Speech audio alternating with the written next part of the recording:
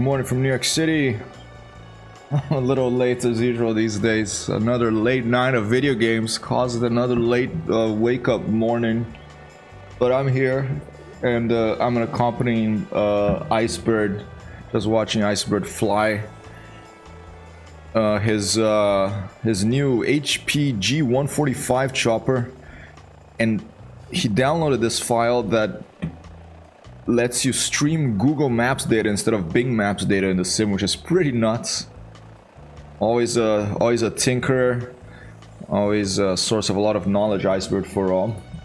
This is the file he's using. Just describe it to me, and you can see like I mean, you're gonna have to see side by side to see the difference, but this is Google Maps imagery being pulled into his Microsoft Flight Simulator scenery. Pretty amazing. Alright, I wanted to give a quick visit to Icebird this morning, and there's a shout out. We'll give him a follow if you haven't already. And today here at Hypertext Hero HQ, I am going to try to get familiar with this airplane over here that I actually have a die-cast model of it. It's the Pit Special, right? It's a plane that's pretty much built for air shows, for maneuver, for very, very high maneuverability. It has a very powerful engine in front. Forgot what it's called, or we'll find out. It's if I participate on the race tomorrow, I'm not sure if I'm going to yet, but if I do participate in the race tomorrow, the race in Canada to benefit the Cancer Foundation for that young gentleman that passed away, then I said I was going to fly the Pit Special, and that's why I'm going to go in and here, let's leave Icebird a little longer here until Microsoft Flight Simulator has started up. Where are we? Here we go, Microsoft Flight Simulator. And if I make this commit, if I do, I may drop out still because I'm only going to be able to do the first. I'm only going to be able to do the first leg of it. And there's a two-leg race, each one 12 hours. The second leg, I'm going to be thousands of kilometers away from my gaming computer, which has Microsoft Flight Simulator, so I'm not going to be able to participate in that one. So I was thinking maybe I just shouldn't participate at all since I can't do the complete race. But I might still. I haven't decided yet. I'm going to decide by the end of today. I'm going to write CDL. If I... Hey, good day. What are you doing, my friend? I'm showing my friend Icebird's stream while Microsoft Flight Simulator is launching. So this is you're watching right now Icebird for all flying this wonderful helicopter. I'll give him a follow if you haven't, please. Alright, but now Microsoft Flight Simulator is coming up. I was visiting his stream saying hi. Now we're gonna switch to this view over here. And today, good morning to you, Danteaca, good afternoon in your case. We are going to fly this little airplane here. It is a Pit Special, alright? And I want to get familiar with it, because if I fly it in this race tomorrow, if I do this race tomorrow, I'm going to have to spend 12 hours in a digital version of this thing that doesn't have autopilot. It has trim, thankfully, so you can try to trim her nicely. But you know, even with trim, weather changes, you get some wind. You know, this is going to change, so...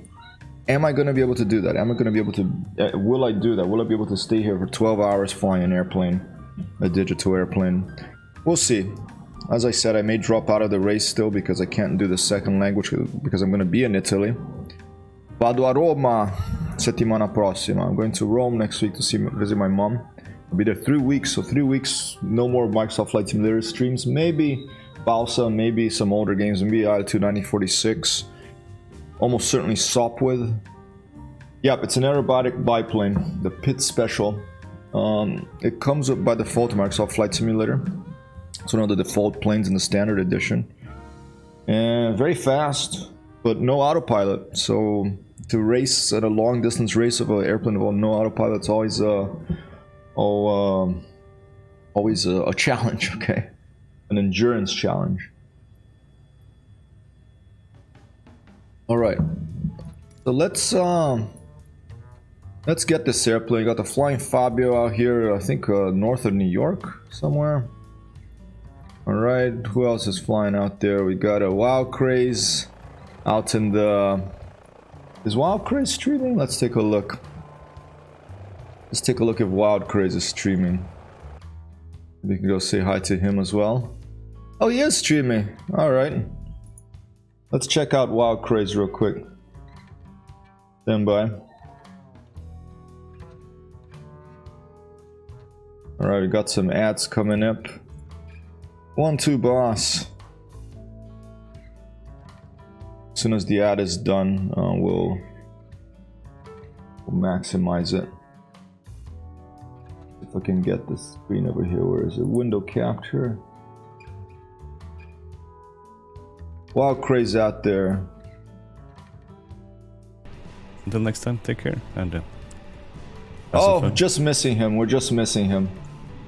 We're just missing Wild Craze. It's too bad. Alright. He's doing the Flying Friday. We just missed him. That's alright. I'll leave a little heart over there as well. Alright, and this, people. Happy Friday, by the way. I wish you a wonderful stay around. Thank you so much, Dante. I hope you had a good time in the mountains. Did you have a good flight? Alright, this is Wild Craze we're seeing over here. Let's turn off my music so it don't go crazy. Okay.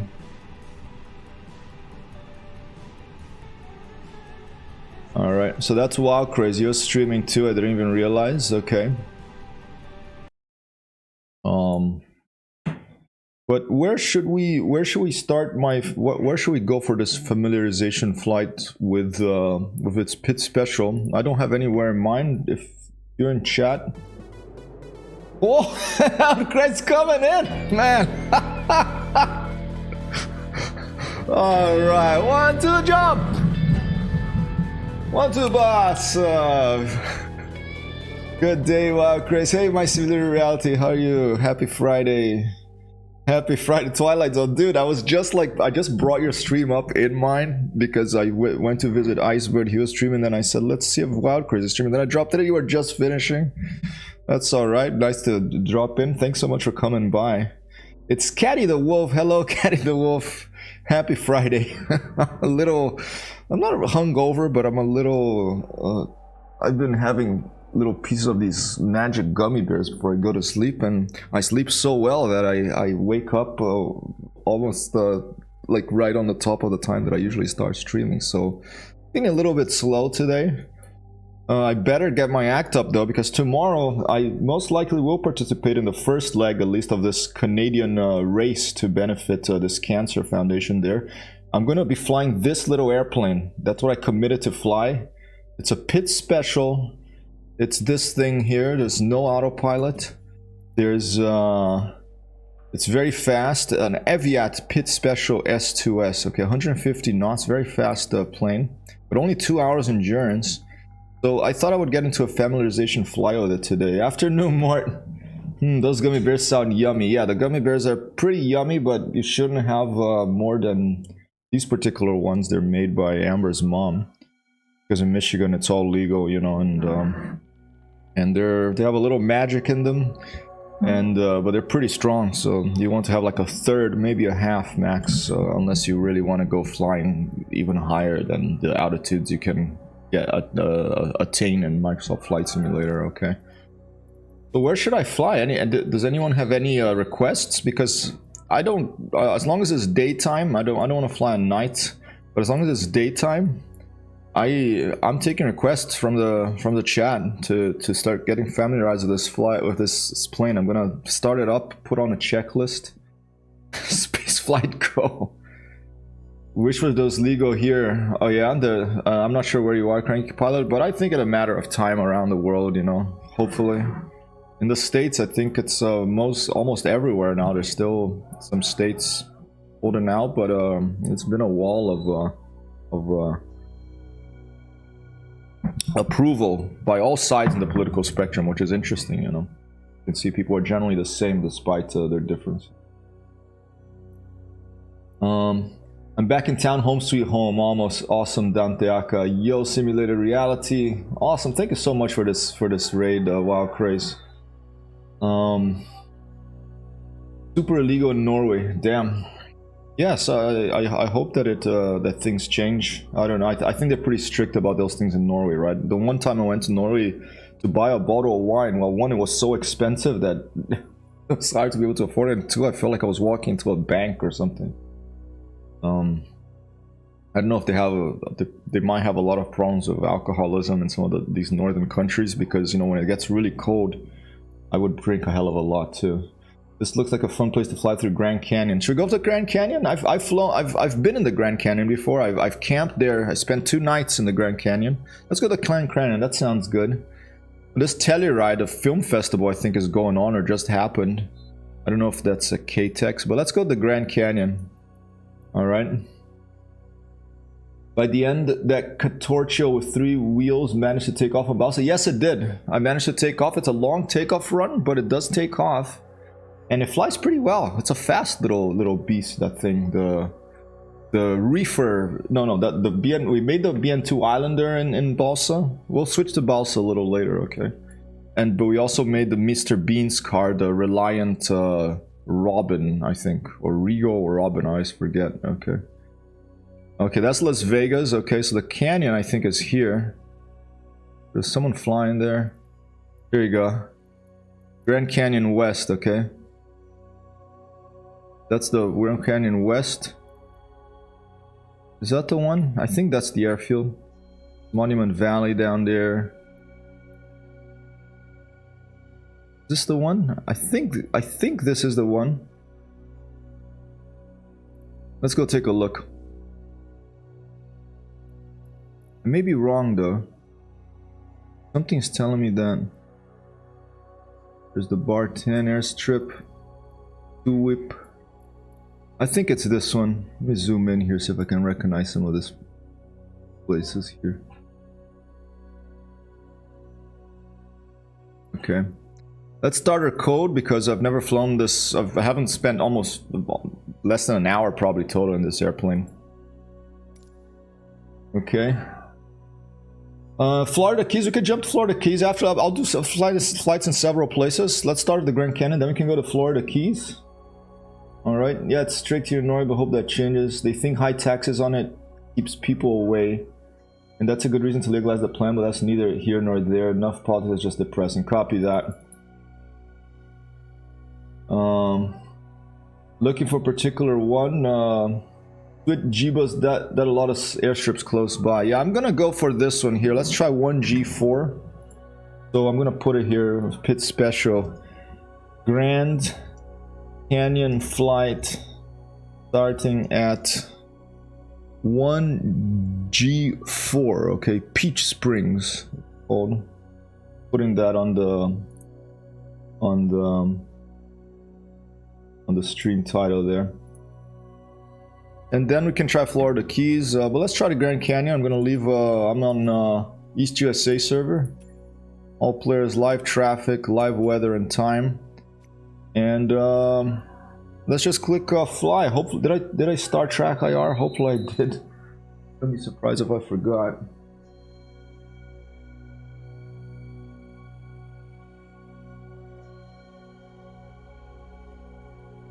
Anchorage, was slightly shocking. Like every other neighbor has an airstrip in the backyard. Alaska, right? Yeah, I think there's a lot of airstrips there. I had a friend who went to Alaska once. He did a job. He was a graphic designer. He is a graphic designer still, as well as a lot of other things. And he did a job for someone there, and then he got a free flight in a Cessna float plane or an X-Cub. I forget what plane it was in Alaska. And they took him to this little, basically uninhabited island to camp for a couple of days and fish. And amazing experience. All right. He brought back halibut for us to eat. It's pretty amazing. Oh, there's some BN2 Islanders here. There's a Cessna Caravan out there. And let me just check if this is the airstrip I'm thinking about, the Grand Canyon. Let's go for a quick fly around with the drone camera.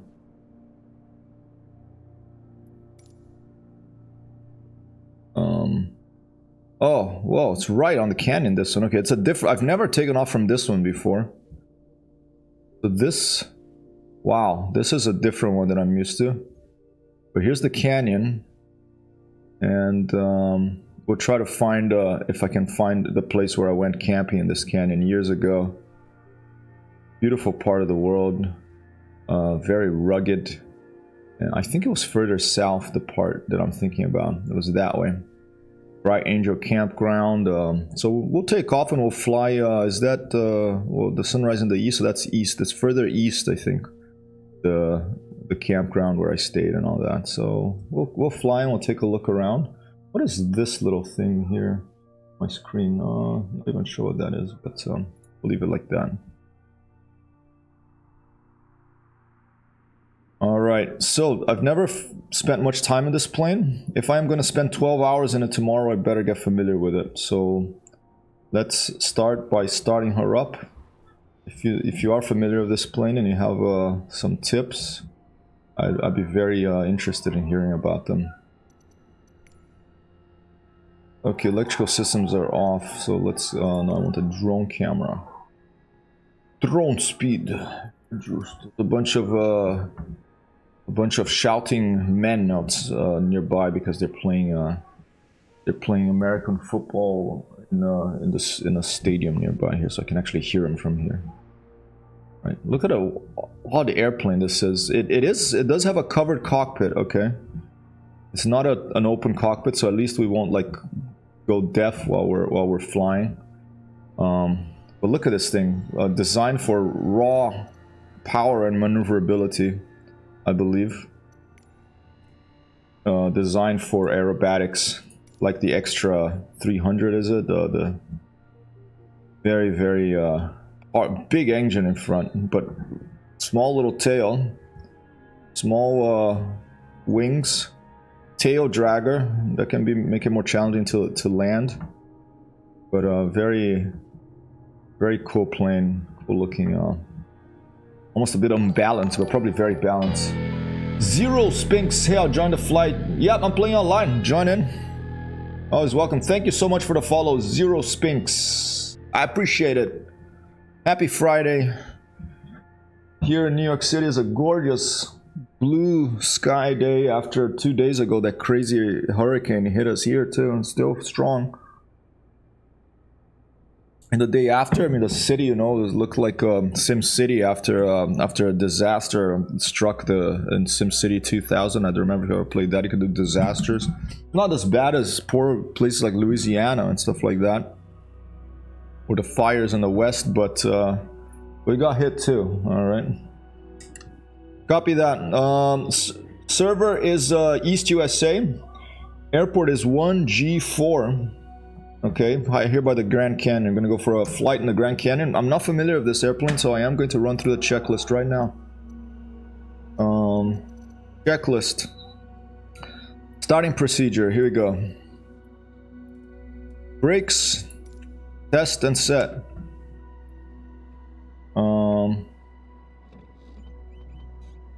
Alright.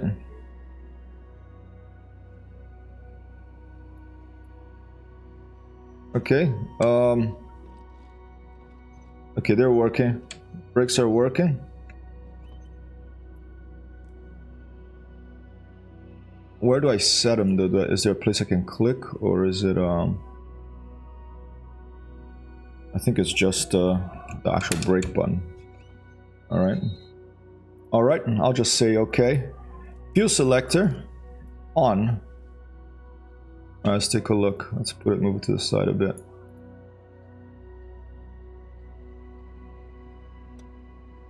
Main fuel, auxiliary fuel off. Let's put a main fuel. All right, check that one. Mixture, rich. All the way in, I believe. Pull for lean mixture. Okay, there it is. So it's pushed in, fine. We'll check that propeller. Right there, high RPM. Okay, so we have propeller RPM. Push for high RPM. So we pushed high RPM. Check that. Throttle a quarter open. There's my throttle right there. All right. Got a quarter open right there. Check that. And the master switch. Where's the master switch? Right there. On. Tick. Fuel boost. On 2 to 3 max. 2 to 3 second max. 1, 2, 3. Off. Check. Mixture idle cutoff. Alright. Cut it off. Tick. Starter. Starter switch. This one, I guess. Funny, when I click on this, it doesn't show me where the starter switch is. Maybe there's a little bug there. Alright, ready? Here we go. Very quiet, and then make sure we put to full. Very quiet. Let me get Oh, East USA. I still need to eat a little something before I continue flying. Marketplace BN2 is updating. Whoa, really? Today? Awesome. Hey, get ready for those sounds, Wild Craze. That is an awesome. The update is awesome. Right, let me get my. I think my volume of Microsoft Flight Simulator is a little too low. So let me turn it higher here because I want to hear what this airplane sounds like. Okay. All right. Okay, let's try. I'll move this to this side. Master switch is on. Okay, the magnetometers are both there. Let's try it again.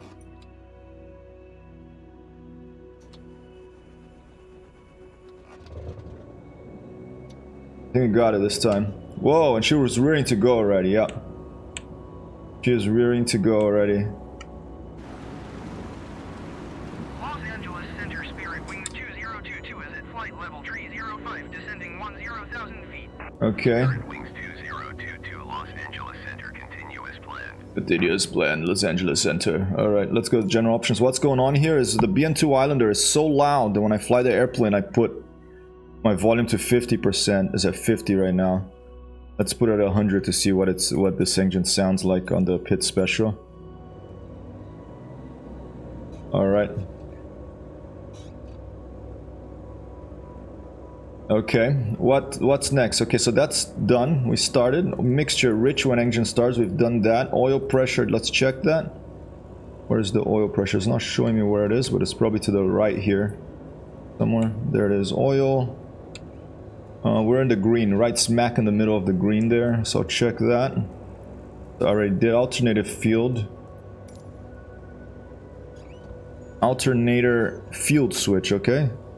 Turn that on. Check. Alright. Brakes released, okay. Done. Before takeoff, avionics master switch on. There it is. Alright, what is this boost pump? Is that for takeoff? We have a boost pump on this as well.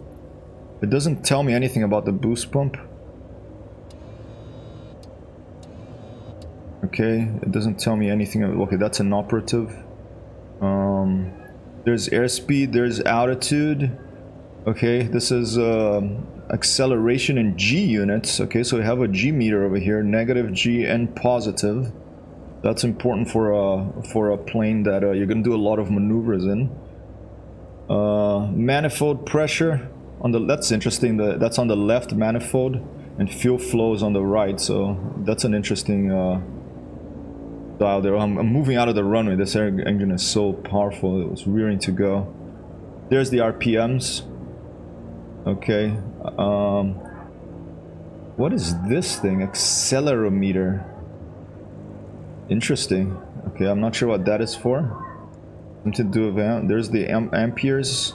There's a little compass, whiskey type compass. Not my favorite.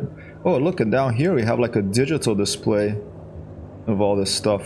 Fuel, volts, amperes, RPM, and there's the radio. Okay, the radio all the way down there. Wow. Okay. All right, prop. What is this? Cow flap. Engine cow flaps. Pull to open. Okay, so they're open right now. I guess that's something outside.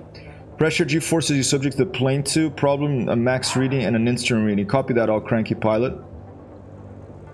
No, it's crazy, wild crazy. It's because, you know, August in Europe, in Southern Europe at least, everyone goes on holiday. So, Asobo Studios were probably all on holiday. Okay.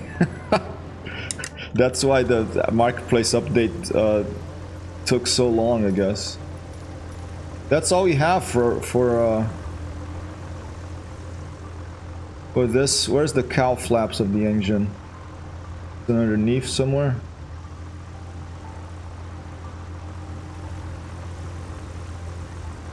Yeah, not familiar with this plane at all, even though I have a little model, so it's kind of fun to always... One of the fun things about this game is to get familiar with new airplanes. You see this crazy thing here? This is not a target for you to shoot a gun out the left side. This is for planes that you compete in, I believe for planes where you compete in aerobatics competitions. It's basically to see your level, if you're level with the horizon and stuff like that, because you do get points with flying precision, I think, for those types of competition. Okay, I think that's what that's for, to help you orient the plane, see how if you're level or not with the horizon. All right, hey Sheepa. All right, we're gonna go for a flight here in the Grand Canyon with the Spitz Special, which I may be flying tomorrow in the race in Canada. If you're not familiar with this race, I'll put a link on it. I think sign up is closed. Maybe if you write CD and you say I want to participate, can you put me in? He'll probably say fine. Let's take a look at the runway. And it should be in the title of the stream where we're flying from. 1 Golf 4 in the Grand Canyon. There's 35, runway 35, okay, one end. And without even looking there, I'll be able to tell you 35 back azimuth, because I have this compass here that I use. It's 170, okay? You can use this.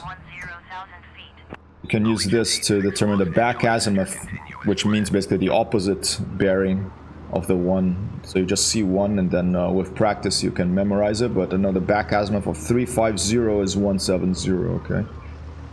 So let's see if we... Oh, I don't have Sim Toolkit Pro activated. Let's activate it right now. See if we get some meta for this.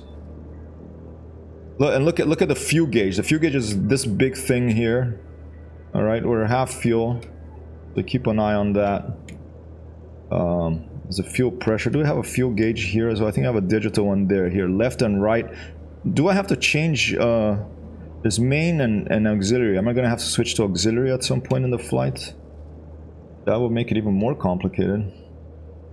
Okay, the Twitch bot has joined. Let me make sure that it's connected to the sim. And this thing, when I do a landing, if you want to get in on the leaderboard there, that's what that's about. The Sim Toolkit Pro Twitch bot. Okay.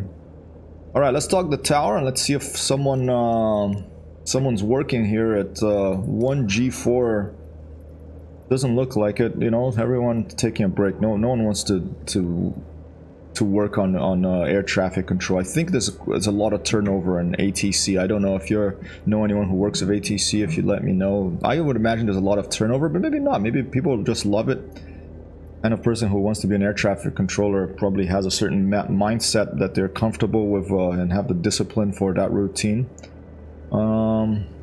Let's depart east because I want to head to our predict pi -314. All right, I'll give it a shot. That is a pretty smooth landing, huh? Thank you for your guess, Wildcars, and applause for getting the pi prediction over here. All right. Let's see if we have some METAR data from this place to see where the wind's coming from. We'll take a look at the windsock, but I'll try METAR first. Thank you for the prediction, old cranky pilot. Hope they're not feeling too cranky today. And thank you for the prediction, Mort75. Excellent pilot and excellent gentleman who I've been flying with in I2 Sturmovik often, probably pretty much almost every day now. For every day of the week for a while. Okay, Metar, no metadata available here, so we're just gonna go have to look for a windsock, okay? We can even just start moving and moving the airplane and seeing what... Here's a windsock. Oh, it's very, very still. A tiny bit of wind coming from that direction there. From the east, more or less. East-southeast, I think. Okay, so we'll go to 27, I guess. No, never mind. We'll go... Well, it's coming from there, so we have to go towards there. Yeah, we'll go over runway 27. Alright. Taxi back there. I assume this plane will be able to take off very quickly because it's very powerful. But it might be heavy too, and the wings are quite short, so maybe it has a larger than we think takeoff run. Ooh, very maneuverable on the ground too. Look at that. Okay, there you can see the wind. Ooh. Alright, yeah. This plane reminds me of this video game called Flight Unlimited. It was the first video game, the first flight simulator, I believe, to have satellite imagery. And for the time, it was just like a very nice flight modeling, and this was on the cover of the box. You bought that back in the day that you bought video games, computer games in stores, in physical stores. They would come with box and box art and all that stuff. And if I remember right, the box art for the Flight Unlimited game had the a red Spitz special on the cover. Hey, Drunken Simon, good day. Wind last seen in that general direction. And thank you for the prediction, Drunken Simon. The plane reminds me of screaming death with your blood pressed out on your nose in a turn. It is a biplane, you know, famous in the First World War for a lot of dogfighting on top of those crater-covered landscapes that kind of depress me. That's why I don't really play too much of the World War I flight sims. I like to have a nice landscape to, even if there's a war going on, I like to have a nice landscape to fly over. Also, the movie Clown Dancer. Never heard of that movie, but I'm already interested in it because I like clouds and I like dance.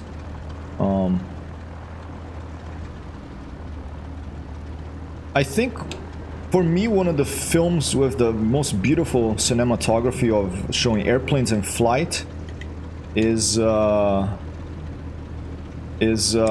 English Patient. There's some just gorgeous, and there's a biplane in that one. The English Patient with oh man, I'm blanking out on names these days, you know, getting a little older, but wonderful film, wonderful cinematography of flying airplanes, of this particular biplane. I think it was a yellow biplane. I don't know if it was a Tiger Moth.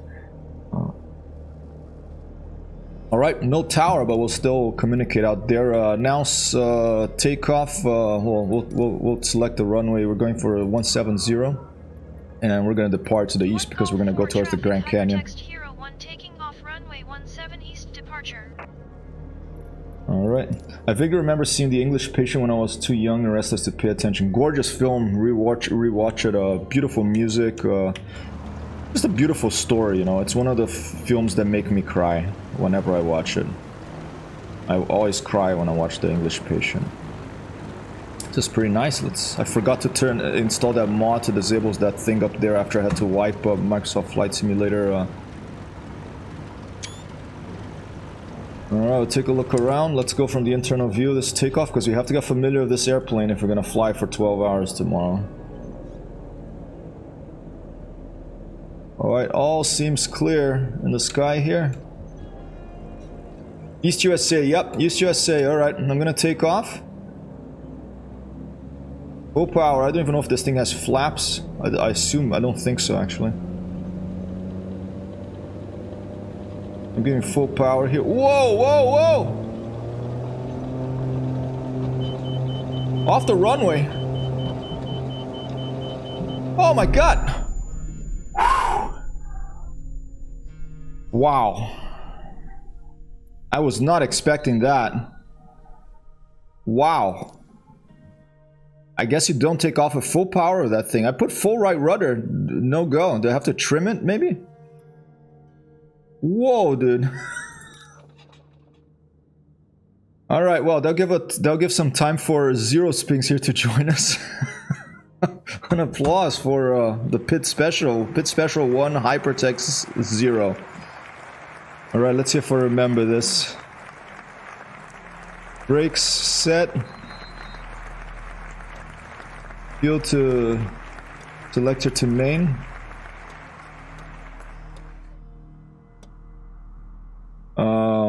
Wow. Alright, we'll try it again. Propeller max. Mixture. Master switch. And I think this boop. 1, 2. Basta. Back to normal. We check for some pressure notes after we. So quarter throttle. I think we start. Alright. When Shirei wants to go. Turn that one up. I don't need the. I don't know what the booster pump switch is on. What that's for. And this has no lights, this airplane? Apparently no lights. Avionics. I'm not seeing any lights here. And the cow flaps are open. I'm just gonna leave them open for now. Alright, let's try that again. I have that lack of control. I've only had the lack of control and rather significant crosswind. The landing didn't count. Yeah, oh, I'm sorry. Yeah, the landing, this one doesn't count because it was a crash, okay? Yeah, if it's a crash, it counts when we don't get the Microsoft Flight Simulator screen of death, the game over screen, okay? Alright, let's try again.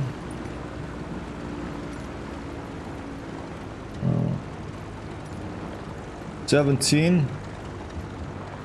One Golf 4 traffic, Hypertext Hero 1 taking off runway 17 east departure.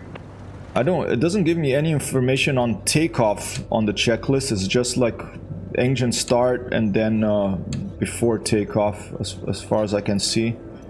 Before takeoff. And that's it. So there's no indication of takeoff. I don't know if there's anything written here about flight speeds, but I'm assuming that I didn't set any trim. I assume this airplane has trim. Let's take a look around. I'm moving my trim now.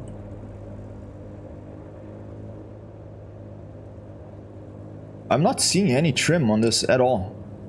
Am I going to fly an airplane of no trim and no autopilot for 12 hours tomorrow? Whoa, no trim, okay.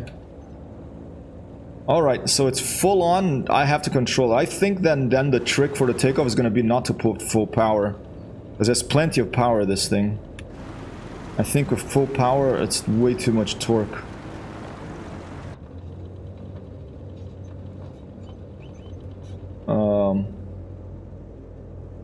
Leave that out there, alright.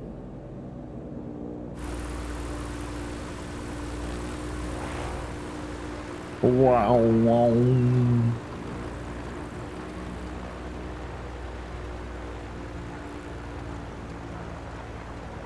Pretty airplane. It's like a it's like a World War I biplane that went on a bodybuilding program of Arnold Schwarzenegger. Had a bunch of those supplements, ate like 15 eggs for breakfast, 2 steaks for lunch, and a big portion of beans and more eggs and more meat before dinner, and then between those times just spent all day pumping iron and lifting weights, and developed this shape, this sort of stubby shape here. Let's take a look around. I think we're good. Here it comes, Zero Spinks, people. Flying in with us, someone from chat. And Matt is back there, gonna come for the flight as well. He's been joining us in Altitude Strimovic as well.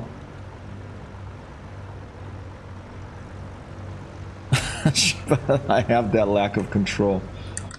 Alright, let's try again, okay? This time, there's no trim, nothing. I'm just gonna be ready with the right aileron. And I'm just gonna put, let's see, let me put the brakes here. Here comes 0 spin with some sort of little jet. Where's the RPM?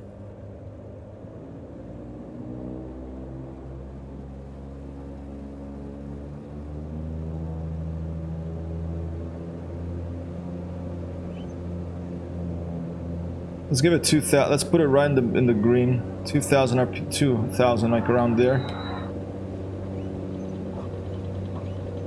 Wow, wow, wow, wow, this is tough. Wow, this is tough. What did I get myself into saying I'm gonna fly this plane tomorrow?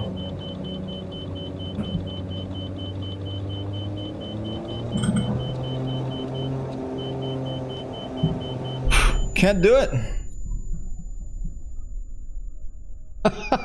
I can't do it. It pulls, it gets off the ground. Is it a tailwind or something? Is it me? I mean, this is more difficult than IL-2 Sturmovik. It could be, I mean, maybe the wind is buggy because according to this windsock over here, there you go, 0 spins. According to this windsock over here, we have just like a very light, like 5 knot wind coming from that direction. It may be bugged, but that's what I'm going by. I tried the other side. Let's see if Matt can take off. Let's observe Matt's takeoff run. Now this.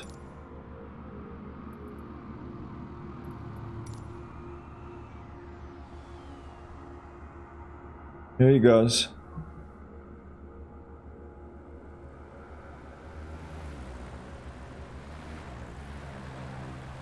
Let's see if Matt's takeoff run is...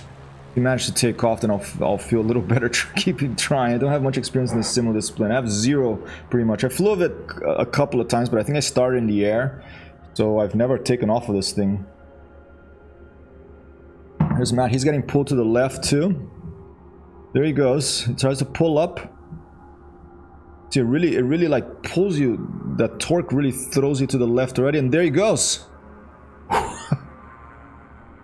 Maybe there is a wind there that we're not. All right, let's look at the manual. Okay, when all else fails, you look at the manual. Let me try to bring up a manual here. Let's try to find a pilot's operating handbook for the Pitts Special. Yeah, weird. Pitts Special Takeoff. POH, Pilot's Operating Handbook. Let's take a look.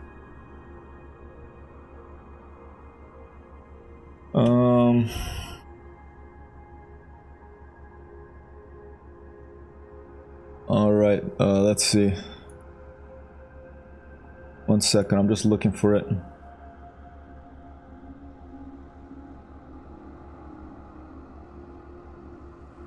Technical data. Addictive Simulation Special Manual. I guess it doesn't matter. We can just pick a random one, even if it's another sim. We can see. I just want to see some basics about takeoff.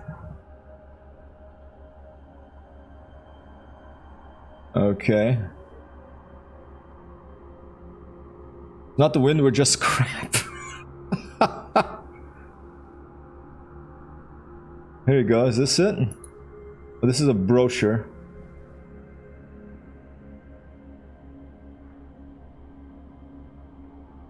All right. Let's try Google.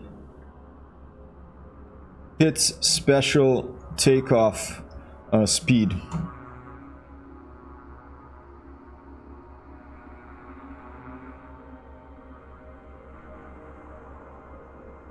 Is this it? Performance summary specifications. Do you have at least like a stall speed on this thing or something? Performance. Next year, stalls clean speed 52 knots clean, okay, or 56. Best climb rate 2,700 feet per minute.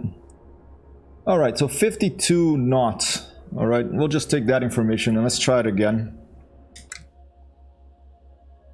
All right, fuel selection, RPM, mixture, boost pump switch. Oh, master switch. Boost pump switch for a couple of seconds, turn off. Lean it out. Turn the engine, push it in. Oh, watch the brakes. Avionics, alternator fueled. Let's go. I hate this plane for reasons you've discovered. We're gonna take off with this thing. I don't know. I don't care if it takes 10 tries. We're going to take off with this thing. This is the plane I picked to fly in tomorrow's race, so people are probably laughing at me over at CDLs like that. Oh, he picked the pit special. Thanks so much for the follow. Alpha Foxtrot November Logic coming in with a follow here. Thank you so much. Hey, easy there, airport worker. I'm taxiing.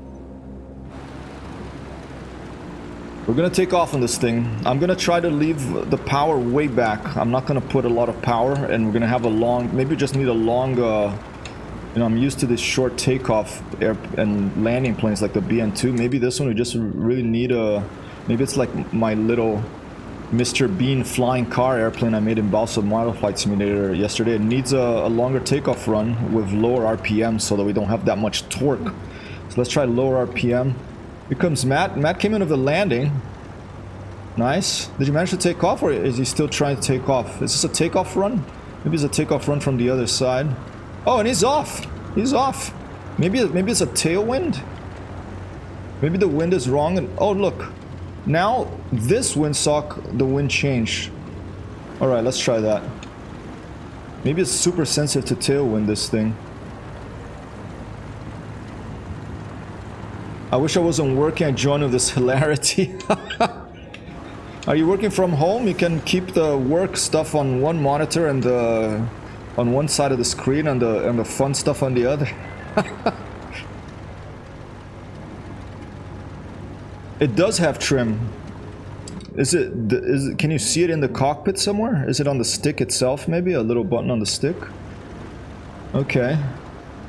If that windsock there said the wind is coming from that direction, from the opposite direction we're going to. Let's go check this one out. And look, if you go on here, you can see the direction of the dust goes, and that may give us a clue about the wind.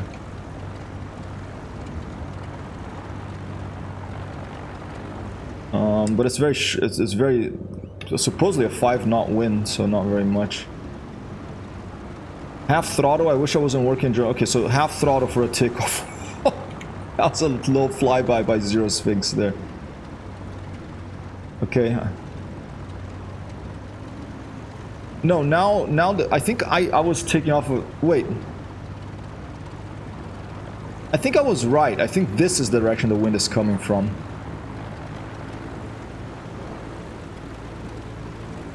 So, both windsocks are aiming the same way. Alright. Now I'm facing to the wind, but I'm gonna try to take off of, with a tailwind, because I just saw Matt do it. The 5-knot tailwind, you know, it's possible. We'll try it. You can see it switching. Few degrees.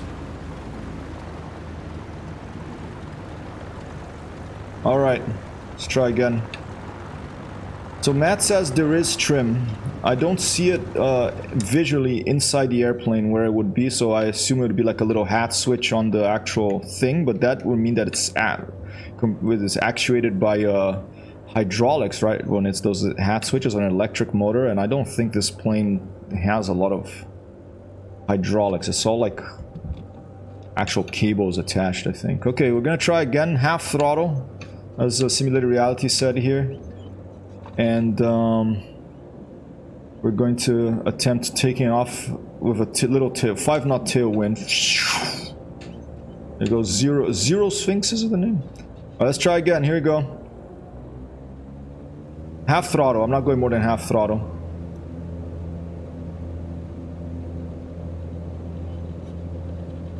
It's feeling a little more stable. Oh, there it goes. There it goes.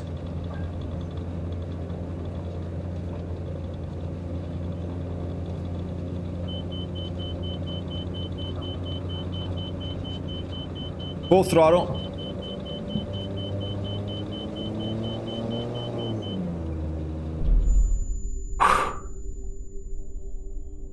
This thing is a death trap, dude. I think I'm gonna just start in the runway because we're gonna be here all day. Yeah, if you wanna try to take off on this thing, show us how it's done. Wow. Yeah, I'm just gonna restart on the runway, okay? Because I don't want to spend all day taxiing here.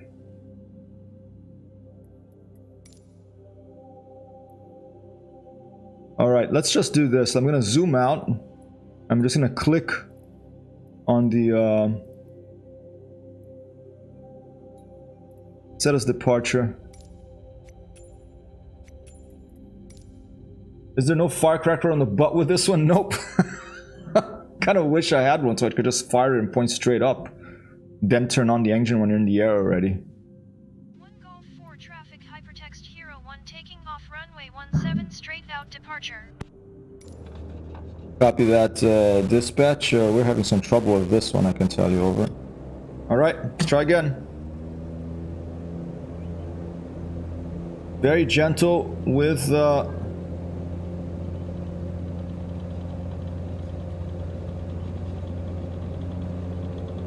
the rudder here. Oh, there it is.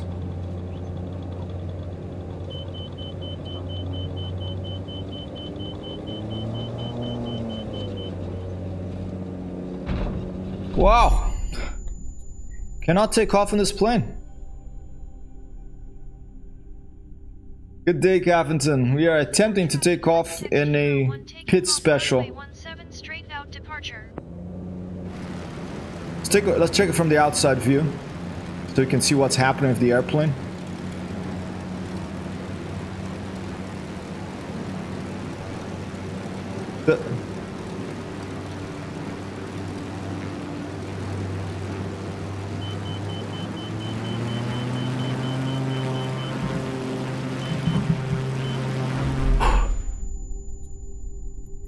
Wow. This is the hardest plane I've ever had to attempt to take off in Microsoft Flight Simulator. Okay. Let's take a look. Oh, I do not. I don't think. Maybe this thing has a tail wheel, like an IL-2 Sturmovik, because that does help. Okay. Let's check it out. Options, control options, tail. Oh, okay, tail wheel lock.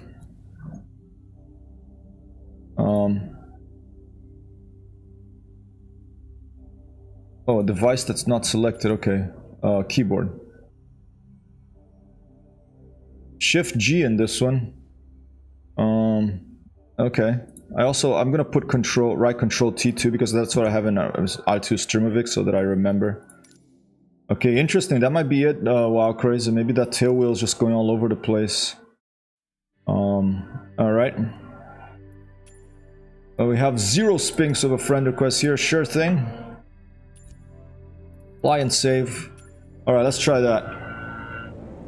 We're rolling forward, so it should be moving forward. Lock the tail wheel.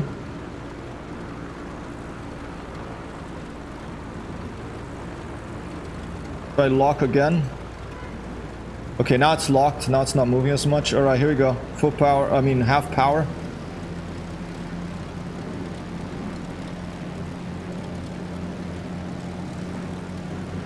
I'm at 75% power now. Look at that turn. Oh, smashed a little light there. Now full power. Slowly. Hey! And it was the tail wheel. Oh, but it's still... I think we have to trim this thing. I think we have to trim the rudder. Then just be gentle until in the air. I'm trying to be gentle, but then it goes like woof, but just like, and then I have to do a violent movement to try to keep it in the air. Not enough speed, okay. Tail wheel unlocked. Let's lock the tail wheel. Tail wheel's locked now. All right.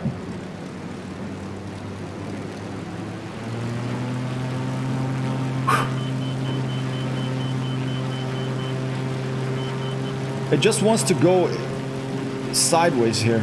It just took off by itself now. But wow, what a difficult airplane to take off in. You have to be super gentle. You have to lock that tail wheel, and I think you have to trim her. If there, how do you know there is trim? Let's take a look from the outside. Stand by. Sound. Let's put the sound to 50, okay? Because I want to get close to the airplane here. I don't want to blow your eardrums off. Let's look for I see elevator trim tabs, I think, there. Let's take a look.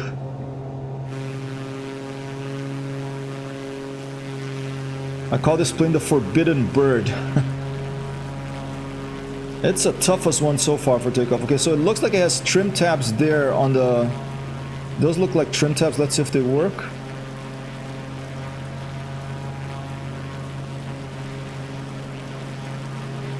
Yeah, they do work. Okay, I can see them moving. I can see the trim tabs moving on the elevator. Okay, does it have trim tabs on the rudder? Let's see. Nope, I don't. Maybe that little thing there? Stand by.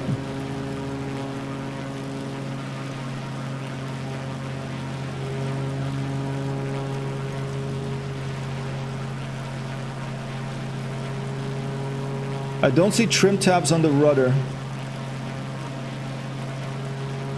How about aileron?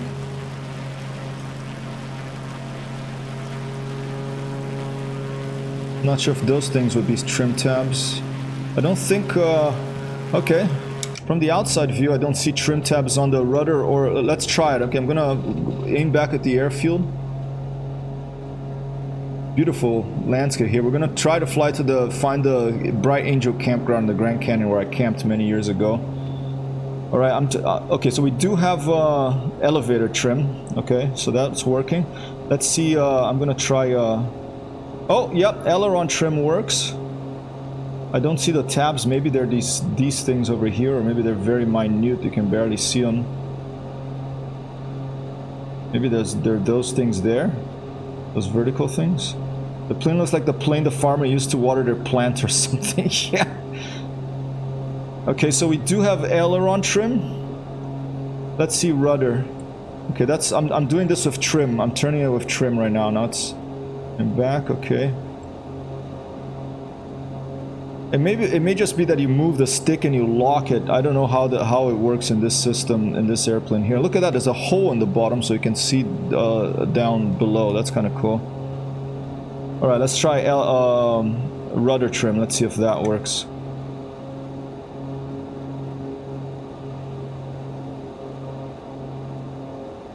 Okay, no rudder trim. Hope for the flower bombs. Okay, I'm gonna try a landing, and then I'm going to try another takeoff, because I'm gonna need to practice. I'm gonna do touch and goes here, circuits for a while, because we need to learn to take this thing off, to take off with this thing. Well, I don't think it has flaps from what I can see. I don't see any more in game. That may be this bug, Zero Spinks, that there's a Microsoft Flight Simulator bug right now that people pop in and out of the 3D world. Hopefully they'll fix it with the next update coming. I think September 7th. All right. Let me turn up the volume of the music here a little bit.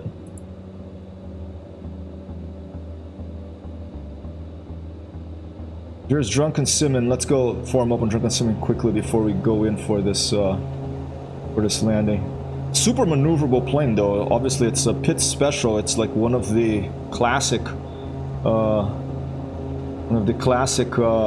aerobatic airplanes.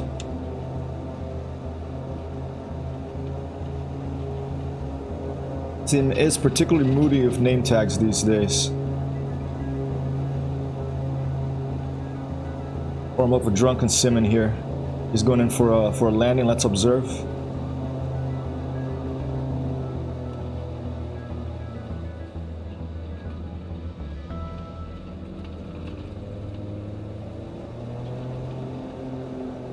I went high off the barrel. Okay, this touch and go by drunken sim and an applause.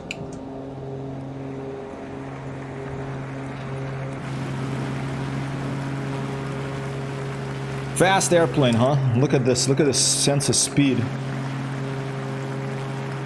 Alright, let's go in for our own landing. Very maneuverable, look at this thing.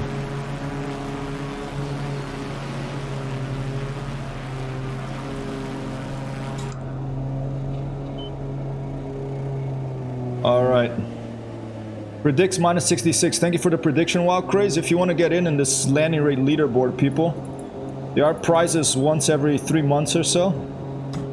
Wild Craze, the winner of the last one.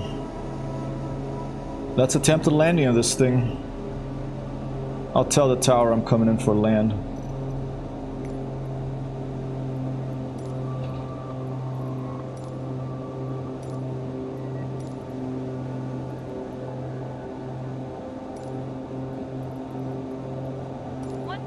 Traffic hypertext Hero 1 2 miles north 3,300 feet inbound to land runway 17. This is so awesome because you're in the canyon. Look at this. You're in the canyon.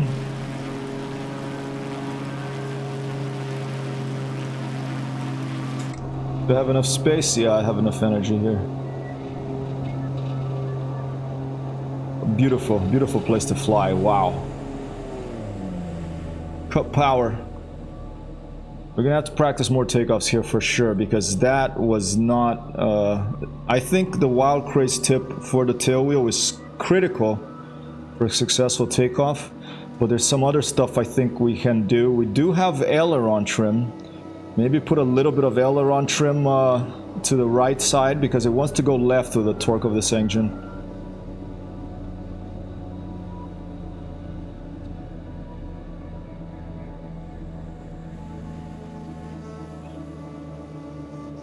Little twitchy here.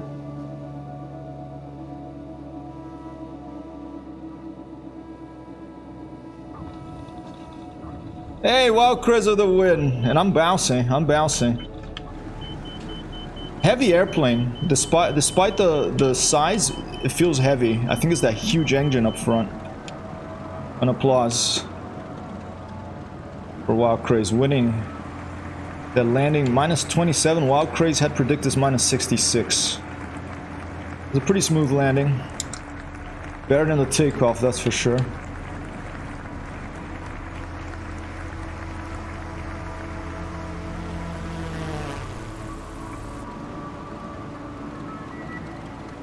All right, let's try to take off with the tailwind right from here. It's not a very strong tailwind. I mean, you generally wouldn't do this, but it would. I think we should be okay. Copper Hat coming in for the takeoff. Have to head out. Be back there. Thank you so much, Drunken Timmy, for dropping in. Would suggest slow approach. Just wants to bounce. Just wants to bounce the whole time. Okay, a slower approach, huh? Copy that. Thanks so much for joining in with us. Captain says that almost looks like the scene in 2012 movie. Which 2012 movie are you referring to? Let me update the leaderboard of Wild Craze's win. I'll clear the runway for other people who are landing here first. I have to install that mod to remove that thing up there. Alright, give me 1 second.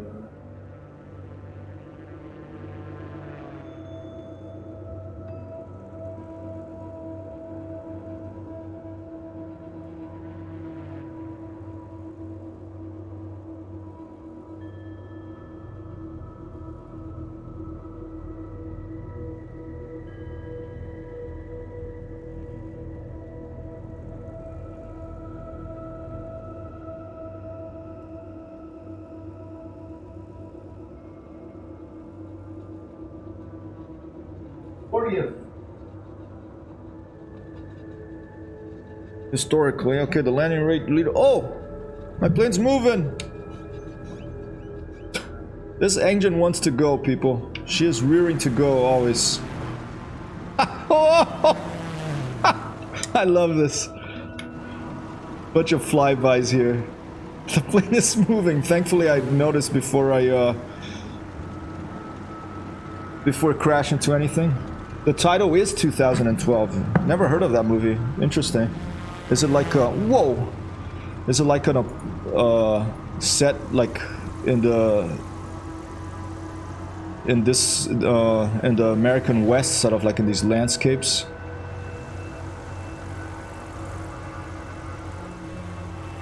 Meow.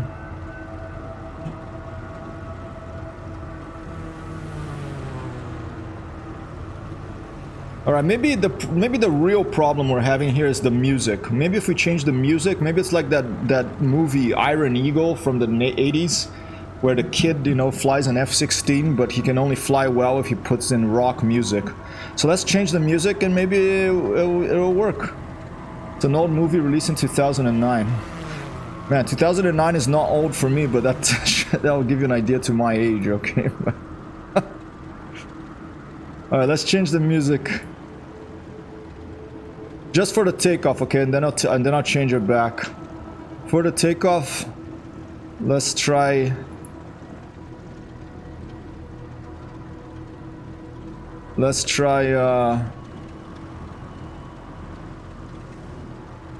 which one is it?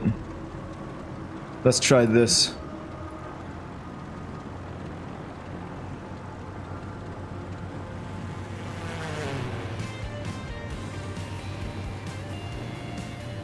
The song I like so much here at Hypertext Hero, Well Mess is called the band, and the song is called Dancing Through the Stars. Just for the takeoff, let's try this song.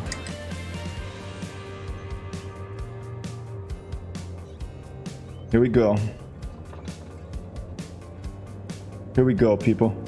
Meow. I love flybys.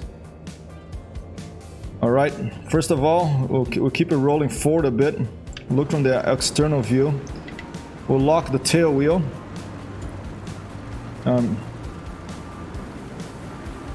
Okay, tail wheel is locked. I'm gonna give her a little bit of, quite a bit of right aileron trim, I assume. And now, let's go.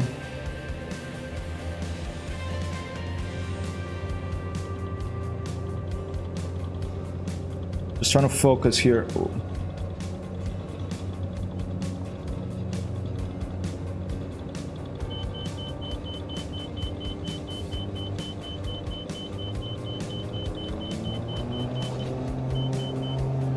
Hey, we're up! Wow, very finicky. You really have to 100% focus to take this thing off.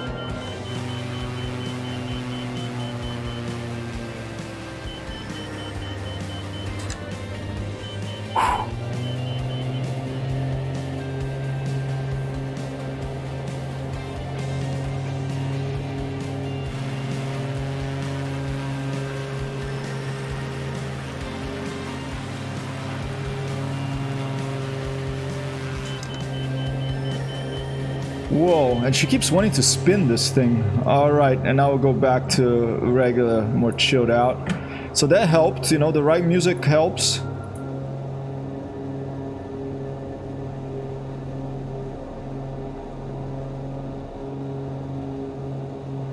Alright.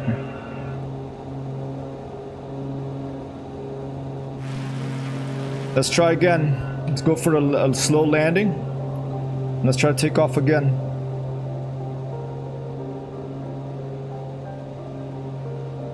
Matt with another landing. There's the Grand Canyon. After this landing, then we'll proceed east and try to find Bright Angel Campground. And the campground right at the bottom of the Grand Canyon that I camped at with Amber. We walked for about 8 hours to go down from the top of the canyon to the bottom. Then we slept there overnight. It was like over 40 degrees centigrade. We have to just keep going in the water with all our clothes on, and then you'd leave, and about 10-15 minutes later you'd be dry again in all your clothes because it was so hot. And to go back up, it took 2 days. To go down 8 hours, to go back up 2 days. Because you could do it in 1 day if you're a little crazy, but you know, we're not pro hikers or anything. And you take very little with you, like a gallon of water each about, and a lot of chips and salty foods, because if you only drink water and you don't put any salt in your body, there's this condition that you get that you kind of can faint. And they told us, the park rangers told us that a lot of people would go down there unprepared and would faint, and they'd have to send a rescue party, okay?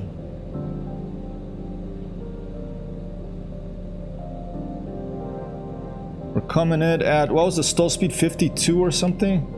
Coming in a little fast here. I'm just scared of going too slow this thing because it's the wing just drops in a second.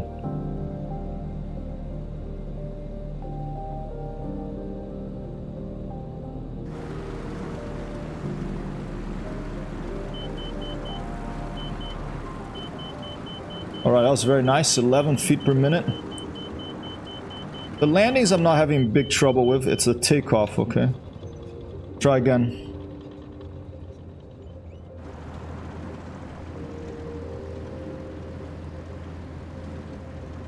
And I have a feeling that the wind direction is off here. I'm not sure, but let's try a takeoff from this direction of tailwind and see if we can manage it.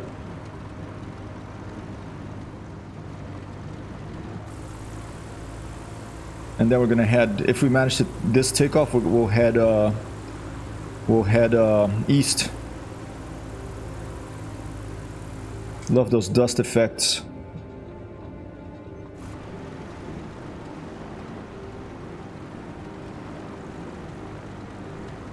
Alright, we'll just get right to these white markings here. I think there's a name for these markings. I think this is where pilots aim to touch down, if I am not mistaken. These big white bars here. There's probably a name for them that I'm not familiar with.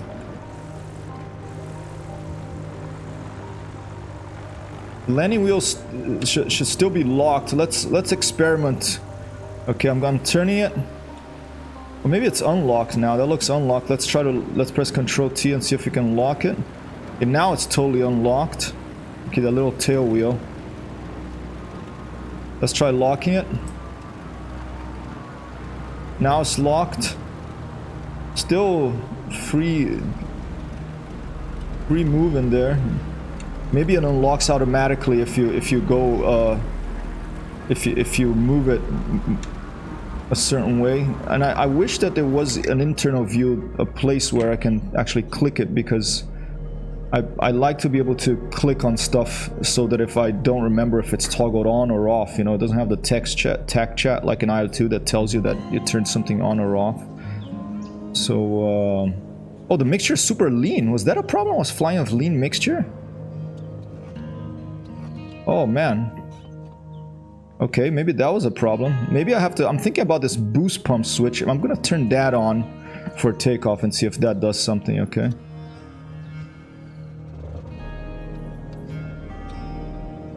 Alright, let's turn this on.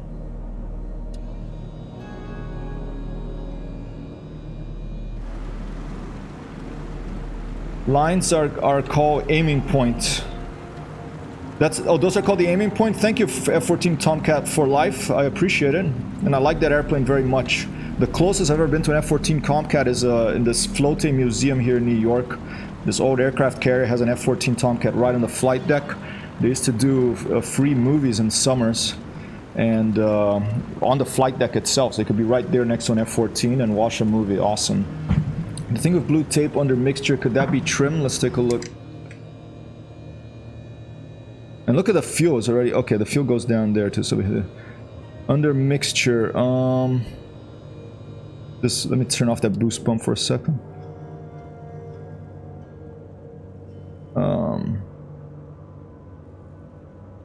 Oh, you're right. Here you go. That's the pitch trim. You got it. So that's the pitch trim. An applause for Wild Crazy. Found the pitch trim. F-14 airshow is awesome. Very loud aircraft. I can't imagine, dude. Is there a parking brake on this plane? I don't think there is, right? Have to just hold that one. Maybe I have to maybe let's close the cowl flaps for takeoff, and let's turn on this booster pump. This is the pitch trim. How about the aileron? Should be here somewhere. Okay, now I see the pitch trim moving. The aileron trim, I know it's there because it does work, but maybe it's something with the stick. Alright, let's try it. Here we go. Here we go.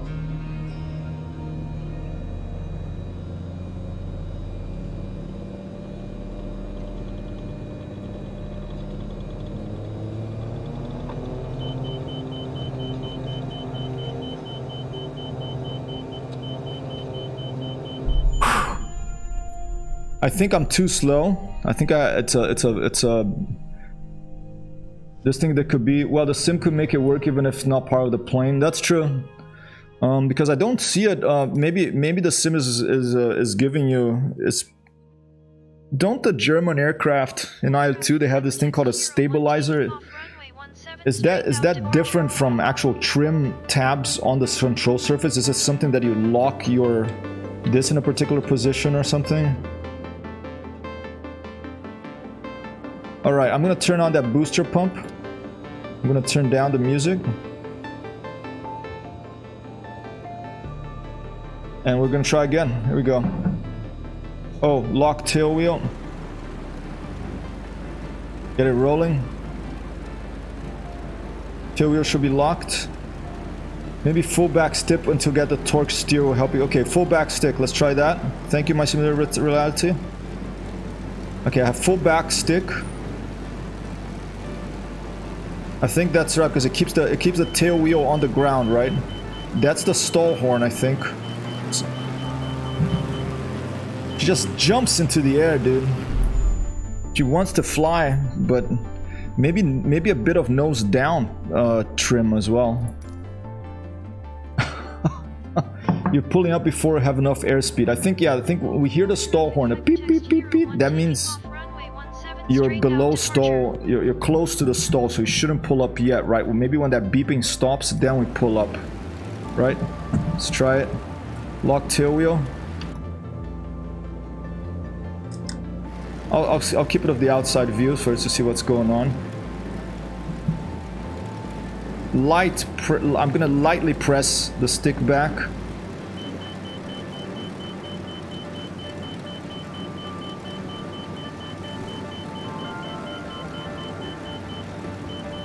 You just have to be... Oh. And then that sudden...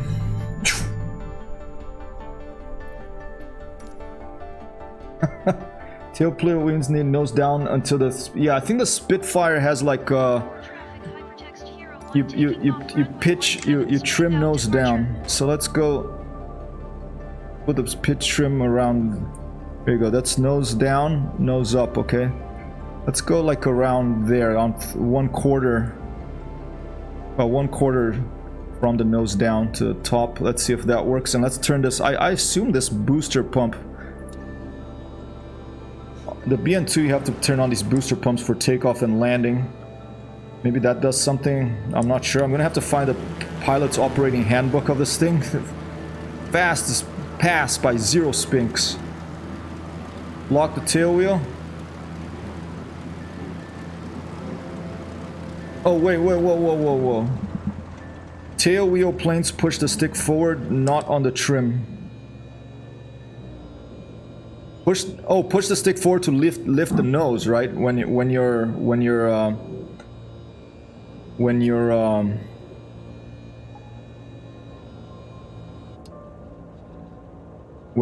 have enough airspeed to lift the nose.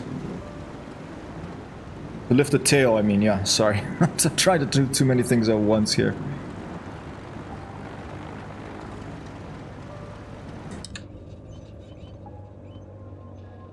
Alright, stand by.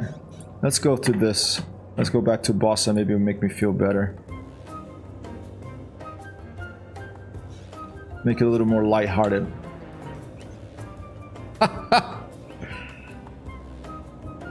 Alright, let's put the pitch back to more or less neutral. A little bit low.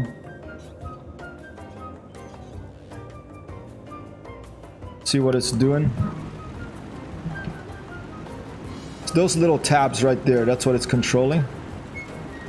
Right there. Alright, let's try that. Let's push on the stick a little bit once we hear that that stall horn. Let's make sure that mixture...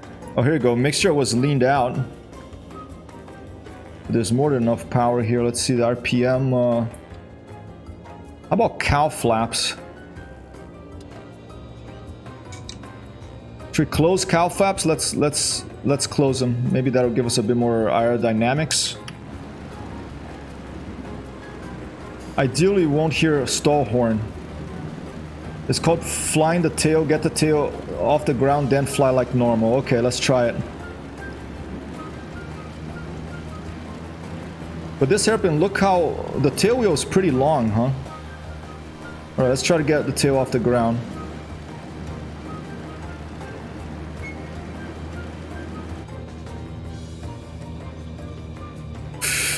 Wow. It's harder than IO2 Sturmovik to take off with this plane here in Microsoft Flight Simulator.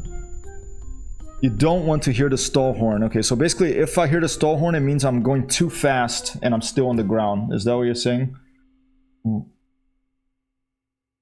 I think the Grand Canyon main entrance to the east, Zero Spinks. Okay, I think it's to the east. I may be wrong, but I think it's to the east. It's funny, the mixture starts lean. You have to push it. Lock the tail wheel. I looked at the technical specs of this plane, and it says the stall is 50. They're around the green, right below 60 there on that green line. Let's try to focus here. There may be a crosswind that's really throwing us off here that we don't know about.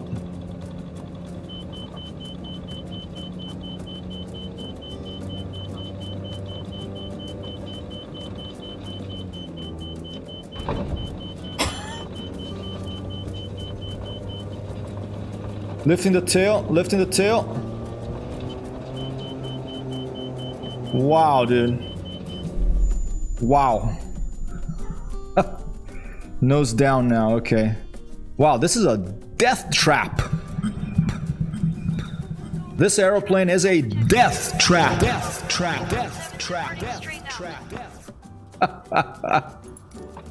What did I get myself into? If I'm gonna fly this for 12 hours tomorrow, no autopilot, and I can't even take off, you know, it's... Man. Alright, let's try again. It's too late to race a different one. I think I might change it, but, you know.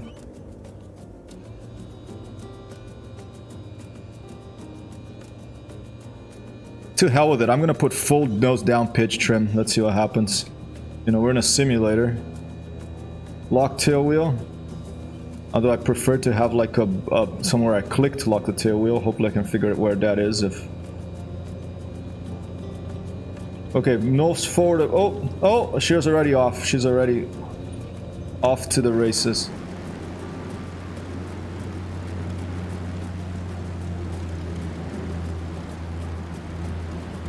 Man, this plane is all over the place. I'm all over the place too. And I don't want to just blame it on the plane. It's my fault. I just don't know how to fly her. But okay, let's lighten that nose down. Maybe there's a really strong crosswind as well, but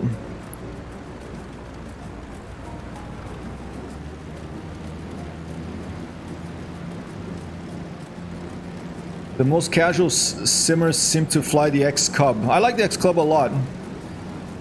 Okay, I don't call myself a casual simmer. I fly IO2 Sturmovik. That's a tricky one. But this is harder, a harder plane to control than any other. Even DCS, the planes are easier to control than this one that I'm flying for takeoff.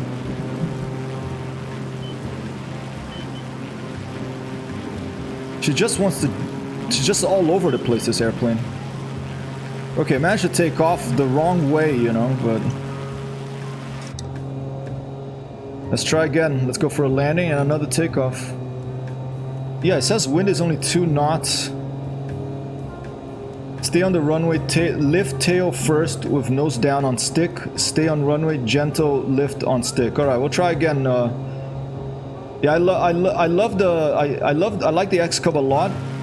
My favorite plane in this game so far is BN2 Islander, but I am going to get probably the Husky and the L19 Bird Dog to try all the float planes available. Okay, the funny thing is that technically that was a takeoff with a tailwind, so maybe the wind is wrong here. Can someone confirm where the wind is coming from? It's very light, it's only 2 knots, right? So it doesn't really matter, I guess.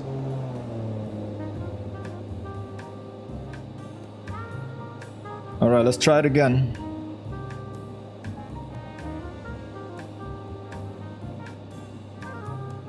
Coming in very fast for this. The stall speed is like 57 knots, I think, 53, and I mean, they say clean configuration, but I mean, this plane it doesn't have retractable landing gears, right? So the only configuration is unless maybe you can attach some drop tanks or something. Very fast because I'm going to bounce around a lot, but that's all right. Oh!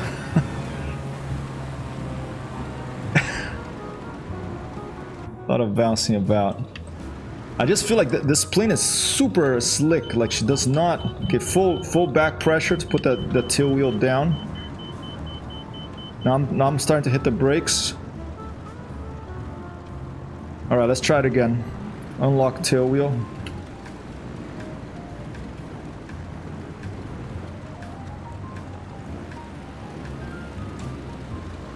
That was a bouncy landing. I was coming in way too fast. Alright, let's try again. Move forward a bit. Lock tail wheel. Let's see what's going on with the trim here. I have it right in the middle. Alright, let's go.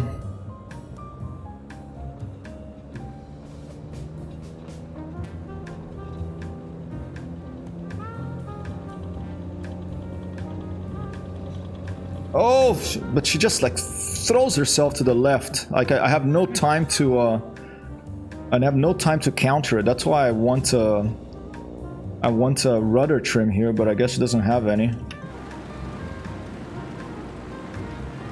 I'll try to be more prepared for that pull to the left of the torque.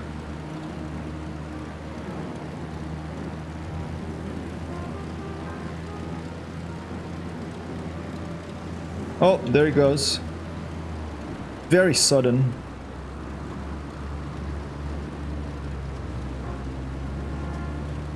Less power on takeoff. Okay, so I'm going to put 50% power.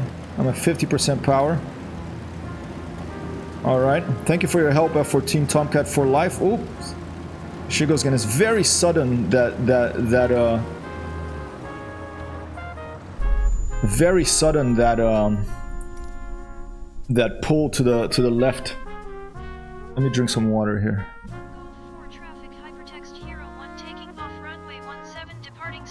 Extra has too much power for full throttle. Let's try it. Let's take a look at the RPM to try to be exact about this, okay? I'm holding the brakes right now. I mean, I don't have the pilot operating handbook for this, so I don't know what the takeoff speed on the RPM should be, but I'm gonna put it right now on my throttle here. I'm about half. I'm at 50% on my throttle more or less, and we're at 1,600 RPM. Posture check. Thank you, Caffington. Let's try that. Let's try at 1,600 RPM. Let's see if we can take off with that. Okay. P-51 Mustang, same way. Full throttle and takeoff. Go around, cause the plane to flip over. Copy that. I've flown the 51 in DCS and in IL-2. It's just like that pull to the left is not as dramatic. as with the pits here. Okay. Very, very finicky, this thing.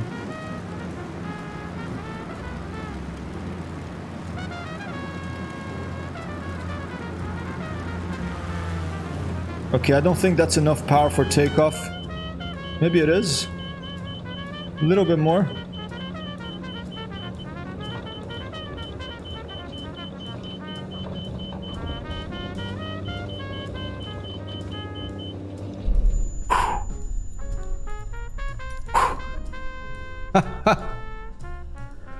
Wow. The pit special. Currently, the most difficult airplane to take off in Microsoft Flight Simulator, in my opinion. In my experience right now, this is nuts, dude.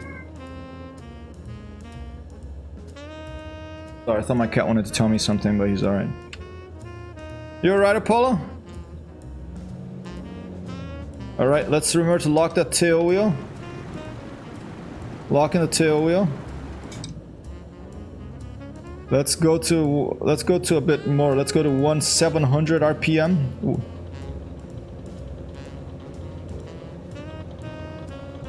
And let's just let it roll for a bit. Now let's put the stick forward. All over the place, all over the place. I have almost full left rudder there.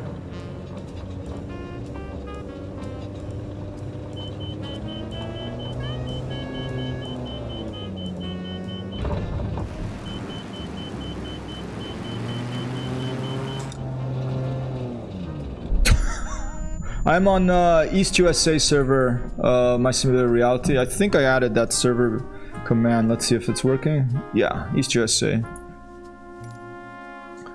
Alright, maybe I didn't have the mixture to full. I don't know if that's making a difference here. Or the RPM. Let's double check that, because even though the airplane is on, sometimes, here you go. Push high RPM. Maybe I have to take off with less RPM? Would that be a thing? Let's try that. Let's try to take off with half of the RPMs available. They'll be not standard procedure, but this is a non-standard airplane, it seems. Locking the tail wheel. Avoid 3-point takeoff, lift the tail first, okay? The problem is it's so hard. I push it. Okay, look, she already wants to move, okay? I'm pushing to take the tail off. But at the same time, I have to compensate. It feels like there's a strong wind almost because of the torque of this thing.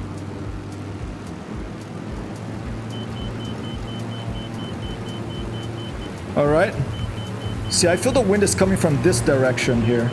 This is where the airplane wants to point to. Oh, and there she goes. Maybe it's a problem with the simulation of the airplane. I mean, it is possible to take off in it, but incredibly difficult.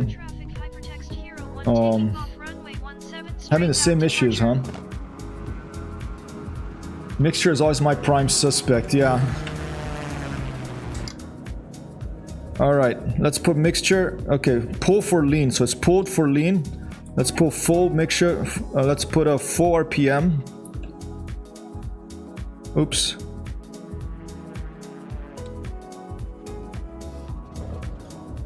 Let's turn on that fuel pump boost. Propellers at max. Cowl flaps. Let's close the cowl flaps. Put pit trim in the middle where we successfully used before. Here we go. I'll try from inside so I can keep an eye on that airspeed indicator.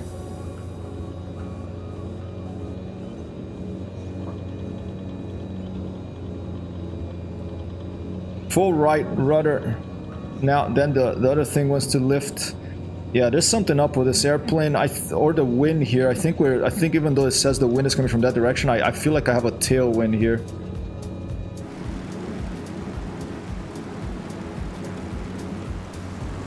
He's all over the place. Someone right behind me. Oh, lock tail, yeah, I think I forgot that one. Hey, we're up, but just by sheer luck, not of any type of repeatable situation there. I feel like there's a tailwind going on here. Let's try from the other side. Rudder looks too sensitive, good at just nose on and sensitivity. Yeah, I think the rudder for this airplane is way too sensitive.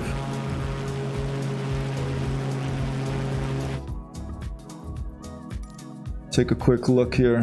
I mean, in the other airplanes I'm alright, you know. It's just, as far as I know, this is the only one I have this amount of problem with.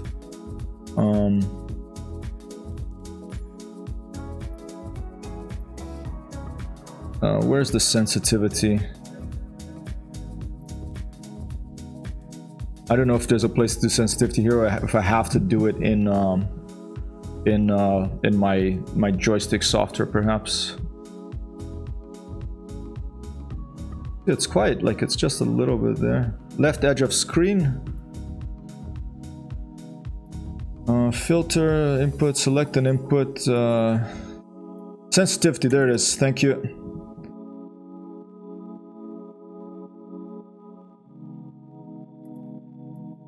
So which one is it? It is the R axis Z. R axis X. R axis Z. Here it is. Maybe reactivity less than 100, sensitivity make it more like an S curve like that. Would that help? And a little bit of the dead zone. Give it 3% of dead zone. Maybe like 2% of dead zone. And a bit of a curve like that. Maybe that will work. Extremity dead zone. No. Reactivity. Alright, let's try that. Alright. Apply and save. Wow, look at that. Still super.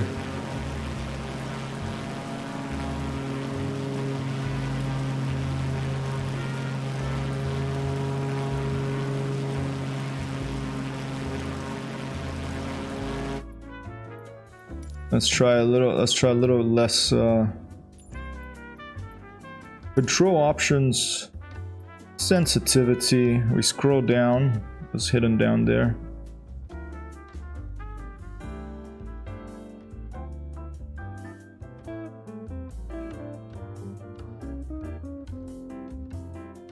I think it needs less sensitivity and more dead zone. The wrong way. Okay, let's try a 0. And I am not an expert at this stuff. Let's put 10% dead zone. Okay. What's the neutral thing there? Okay, I'm not sure about that. Extremity dead zone, we'll just leave it 0. Reactivity maybe a little less. Go to 20% sensitivity and 10% dead. Okay, 20% sensitivity. Alright, probably about 20% there.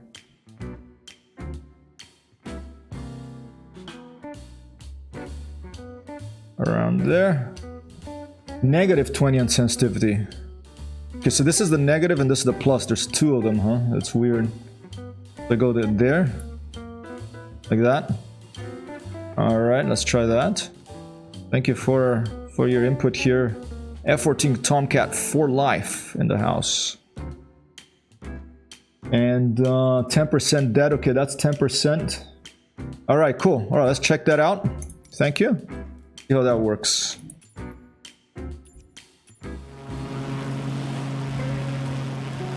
Alright, that's feeling better. Thank you for that. Let's see if that'll allow us to take off.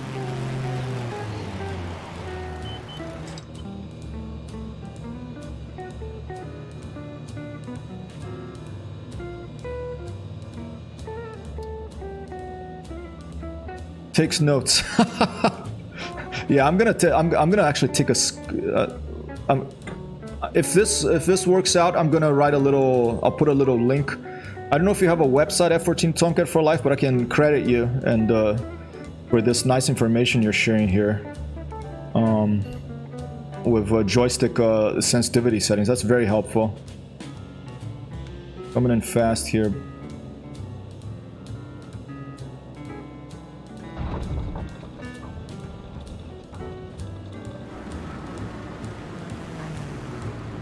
This maybe that'll make me help me fly better in all the other planes that changed too.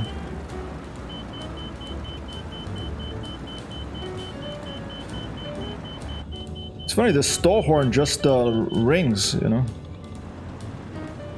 I have a Twitch channel I started last week playing. All right, cool. So it's Twitch F14 Tomcat for Life. All right. When I write, I'll after the stream today. Whoopa! I'll write a little blog post, and I'll credit you and link to your site. All right. Hey, are you really Tom Cruise? Are you excited for the next Top Gun? That's there you go. F14 Tomcat for Life has gotten a follow from me here for this help in the stream. And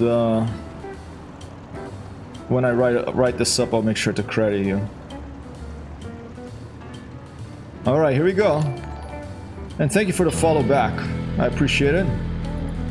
F14 Tomcat for Life coming in here with some control sensitivity information to help us try to take off in a repeatable manner with this. You know, if you can take off once by sheer luck, that's one thing. You want to be able to make this repeatable so that we can, because this race tomorrow, it's like a lot of landings, a lot of touch and goes to refuel. This plane only has 2 hours of fuel in it, and we're gonna have to do a lot of landings if I fly this plane. Love the movie. I was 5 in 1986. Awesome. Yeah, I was what? I was 8. No, yeah, 6. I was 6 in 1986. I like those movies. Rambo's, the early Rambo's, you know. Thank you, Sheepa. I disagree with dead zone, but whatever works, right? Yeah, I don't like big dead zones. I'll probably modify it to less dead zone. I like to have fine grain control, but for this plane, maybe it's the way to go. Who knows? I'll experiment with it. Maybe we could have a discussion about preferred flight, a stream specifically focused on all this stuff, exactly what it does to help people out. All right, let's try it out. Mixtures are full. I have that trim. Let's just leave it neutral there. Let's turn on that little pump thing that I feel like would help. All right, let's see.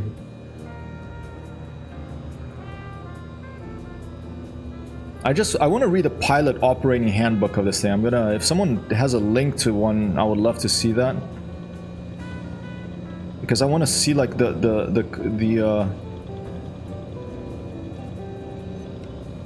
I want to see the speeds, okay?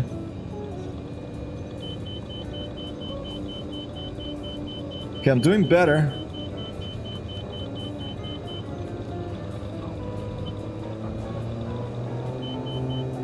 Hey, we got it. You got it. It was still tricky. Is this Flight Unlimited HD Remaster? Yep, Flight Unlimited HD Remaster. Here we go, 0 to Hero.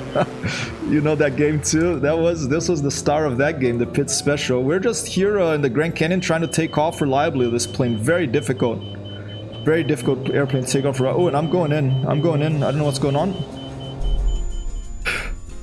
The hardest airplane to fly so far in Microsoft Flight Simulator, in my opinion. And it's a default plane. I just haven't had to spend time in it. Wow. Good day to 0 to Hero Alex. An excellent pilot.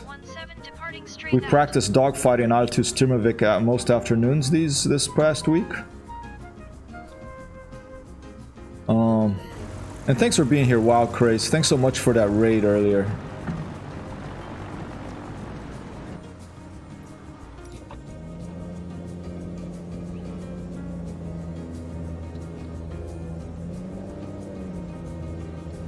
Alright, let's try it. I'm gonna put a little bit of right aileron trim here, even though I don't know if it actually has it in the airplane or if it's some other stabilizer thing.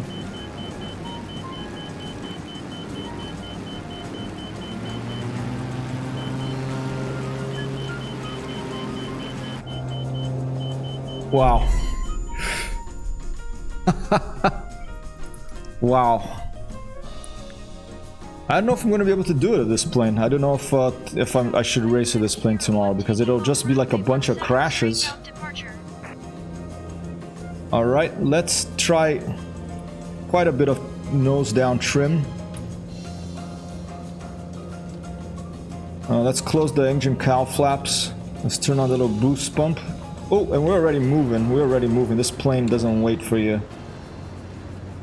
And let's not forget to lock the tail wheel. I think it's locking. I would prefer to click on something so I'm sure about it. My advice: don't fly this plane for 12 hours tomorrow. I think that's good advice, Matt. I think I'm gonna write CD. I'm like, because I'm actually thinking about not doing the race, because I'm only gonna be able to do the first leg. The second leg, I'm gonna be visiting my mom in Italy. I won't be anywhere near a PC that can run Microsoft Flight Simulator. So. And Amber comes back tonight, and you know, I told her I might do this race tomorrow, all the 12 hours. I may just not do it at all for this one, because I want to do both legs, and if I can't do the second leg, maybe I'm just gonna give myself a break tomorrow. It has been a long week of streaming. All right, pull forward. Let's lock the tail wheel of Control T, or that I had done. So I didn't even know that. Does this plane have a reputation for being this difficult to fly?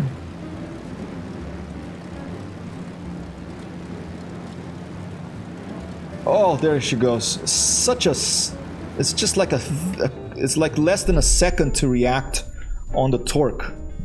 And it's weird because I didn't make any engine... it's almost like an automated thing that automatically you get to the speed and woof, you get thrown to the left.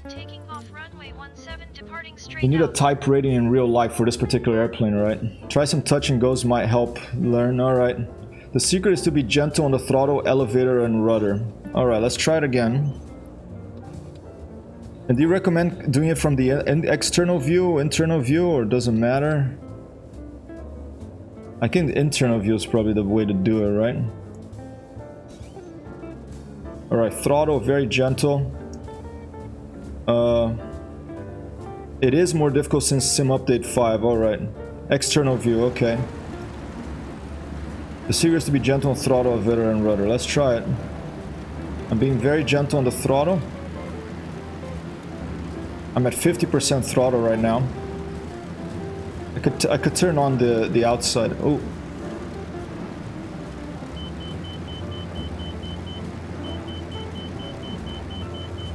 More throttle now. I think I forgot to lock the tail wheel. Oh!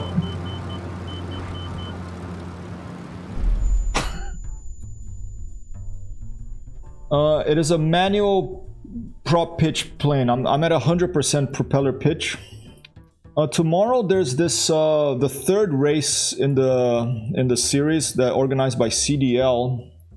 I did the Perth to Sydney. I did Paris, Dakar. Tomorrow's in Canada. Let me see if I find a link for you here. Canada race MSFS cancer. Let's see if that brings us. Nope. Give me a second. I'll find it in the Discord. The MiG-3 is this hard to take off in IL-2? Wow, this plane is harder to take off than any plane in IL-2 that I've taken, and the IL-2 is not easy, right? But this one here, it is just something else. Here, I just want to find this link and then I'll be right back. Let's see. It's the CDL channel. Here we go. And I had signed up to fly this plane. I don't think it's gonna happen unless I find a magical solution here.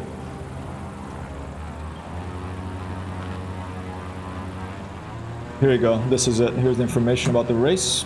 If you write CDL, he'll probably because there was like a deadline to apply, but the last time I missed the deadline, and I wrote him, and he kindly let me fly still.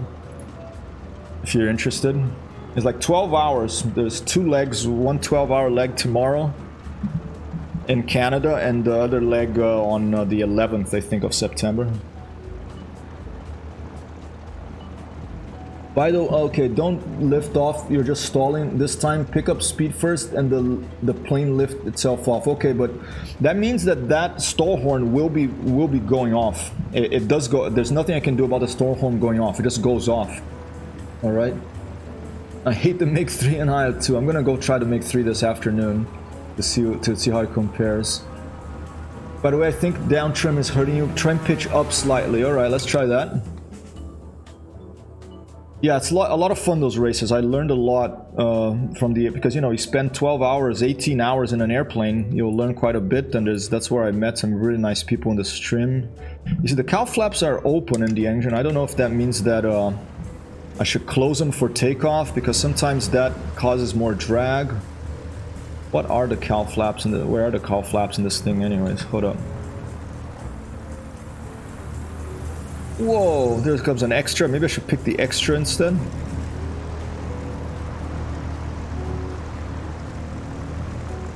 I don't see cowl flaps in this thing. Maybe these little things here. That's a nice view. Cowl flaps can be open or closed, so it doesn't matter, okay? The tail wheel lock mechanism in the MiG-3 is a total train wreck. All right, I'll figure it. I'm gonna try to make 3 in the afternoon, IL-2. See how it compares. This one apparently has tail lock, but I don't know if it's just placebo that I'm thinking it's working on this airplane. Because I don't know. I like things that I can click on in the cockpit to make sure that they're on and stuff like that. So I don't know if there's a tail wheel lock back here somewhere. Maybe. Stick visibility. Okay, that's just a stick visibility. Alright, well, let's try it again. Let's put up trim this time. Where's the trim? Here it is. Let's trim nose up slightly. Like there. Full mixture. I don't know about this boost pump switch, if we need to turn that off for takeoff. Alright, that's some other stuff. Alright, let's try it again. Let's go from outside view. I'm gonna take a look. Cowl flaps can be open or closed. Okay. Half throttle gives me about 1600 RPM. Let's put a little bit more. Let's put a 700. Releasing the brakes, and here we go.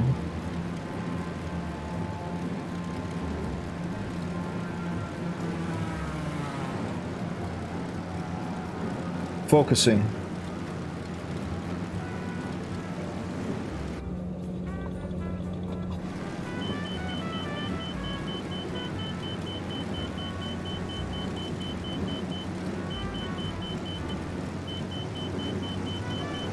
Hey!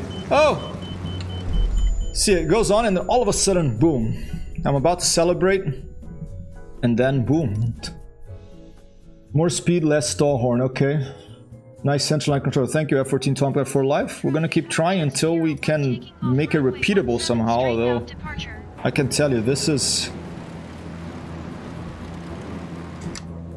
Wait. Let's take it one step at a time, because for some reason the mixture starts with it leaned out.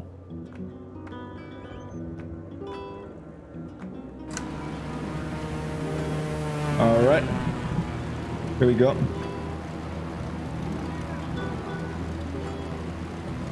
Here we go.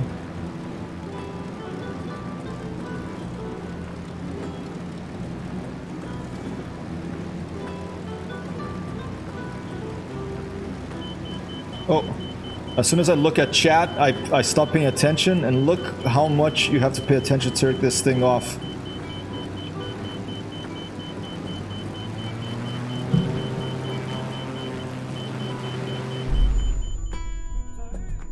More power, not rudder, my mistake, okay.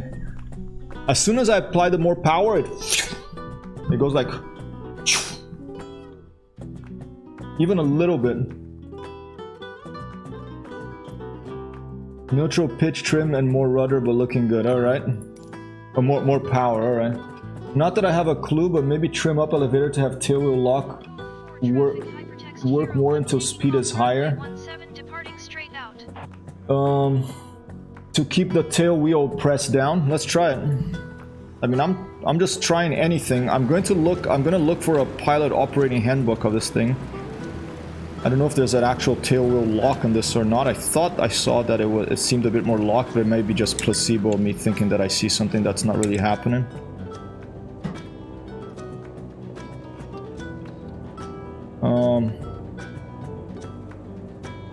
It does need a rocket in the tail. I'm just gonna try to pull back on the stick a bit. Put a little bit of nose trim down. I don't know if that nose trim up is helping me in this actually. I think that nose down, because in the Spitfire it's nose down. Spitfire has the same issue. If you pull up too fast, it flips over.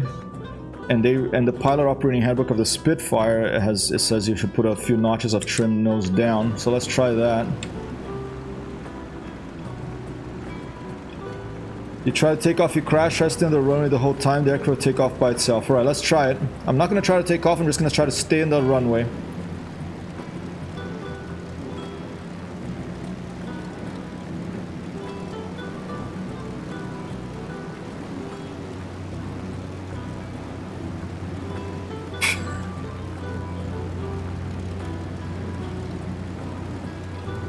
Wow. Whoa! What about that view?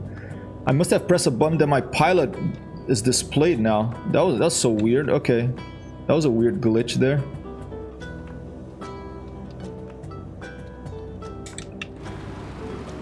Whoa. Try again. We're gonna keep trying, don't worry. We're gonna keep trying until we get this somehow. Get the tail off the ground. Okay, I'm gonna push the stick slightly to get the tail off the ground. Okay, here it goes. Pushing the stick forward. Nope, it wants to go left. I have full forward on the stick now. It wants to go left. There's something... It wants to take off this way.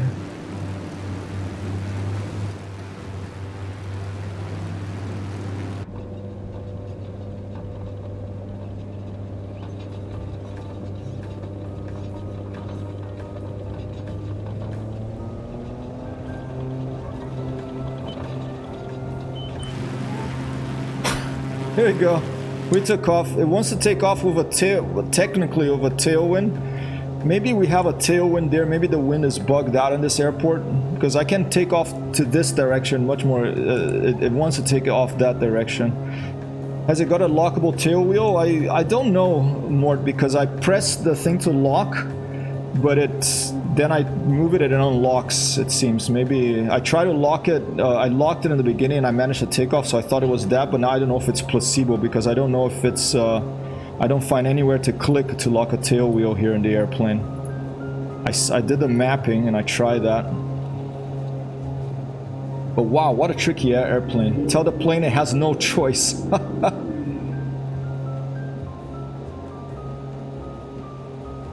Yeah, when you hold the stick back. Maybe I'll try that. What I need to find is the pilot operating handbook for this airplane. And try to follow the directions there and see if we're missing anything. I'm airborne, but you know, it's 1 out of 10. That's not good enough odds to fly this airplane on a race. I am not going to fly in an airplane that I can only take off 1 out of 10 times. Coming in for a high-speed landing here.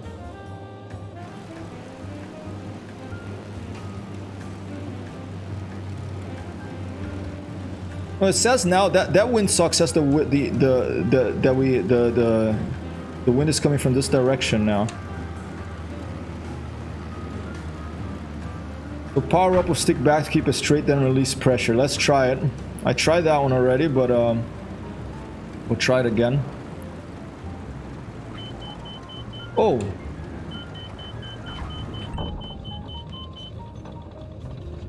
Right there, when it gets between 40 and 60 knots, the plane just goes wild. She just goes wild, this airplane. She's a wild one. Alright, let's go to the other side of the runway, because now that it says the wind is coming from this way, okay. No, actually we're correct, according to windsock. Maybe this kind of airplane takes better of a tailwind, I doubt it. Oh, so that, oh, do you have a link to, oh, is that it? Okay, let's check it out. Thank you, Mort. Let's check it out. Let's take a look at the pilot operating handbook of this thing here. All right.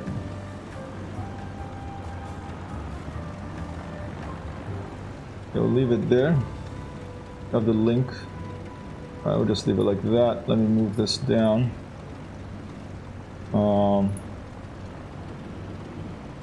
Let's take a quick look at this, shall we?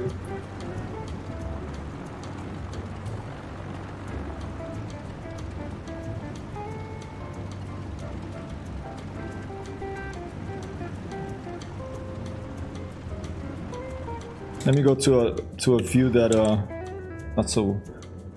My sleep said, okay, I figured it out. There's no lock tail wheel. I read the checklist now. Cool. All right. All right. Operating procedures, normal procedures.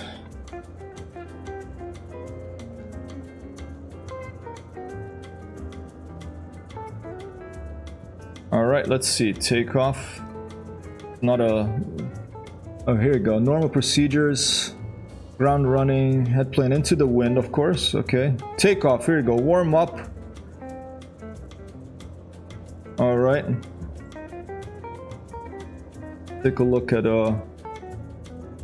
maybe it's our height where we are. Could that be it?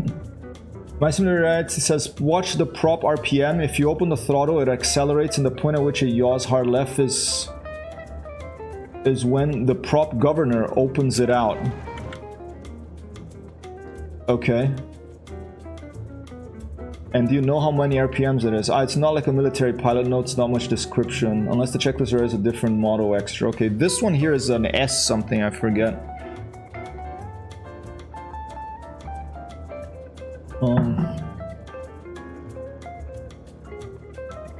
So you go full prop pitch really quickly, and that's what's causing the issue. Okay.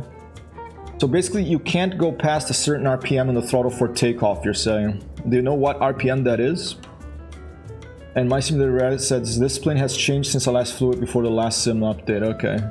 They've had changes over here. Takeoff, warm up, oil pressure, oil temperature, green arc. Okay. Yeah, I'll move it to the side a bit so we can see both at the same time. Oops. Not that one. This thing, yeah. Do it like this. And now I'll take a look at the airplane. Oops. Alright, we're in the green arc here. Mixture control full rich, alright.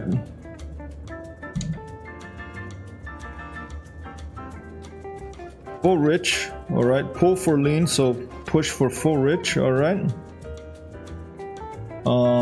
Elevator trim neutral. Alright, so that answers our question. If this is the same model airplane, I assume that even if it's different model airplanes, it wouldn't change too much, but I guess it shouldn't make assumptions like that. Okay, that's neutral.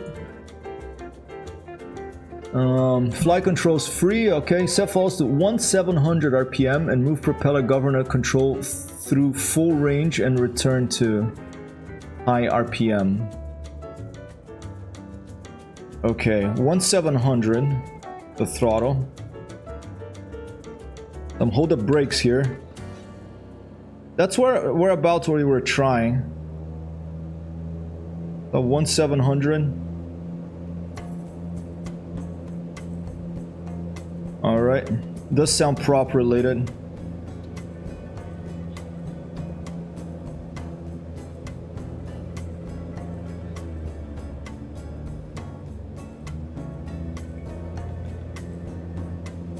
Alright.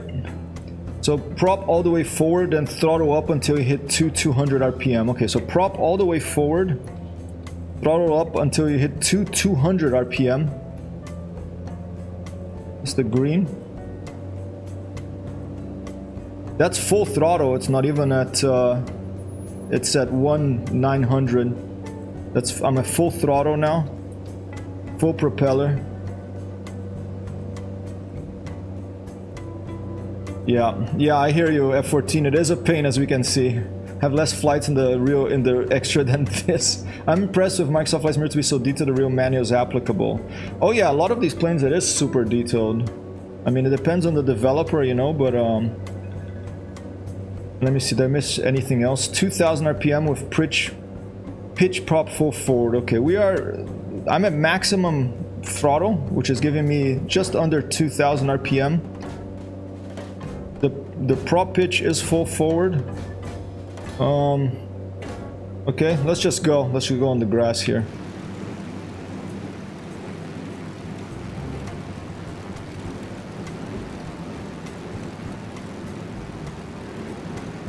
Oh, there you go. Suddenly, very suddenly, boom.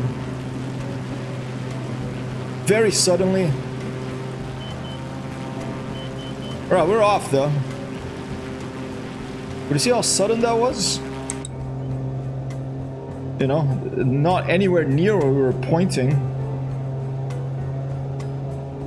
As soon as the governor opened. So you're saying this governor is basically like a gear in a car that when it engages, then the torque throws the airplane around. And is that the way it's supposed to work, or do you think that's a little bit buggy the way, or is it too fast? I mean, it's a big pain, dude. All right.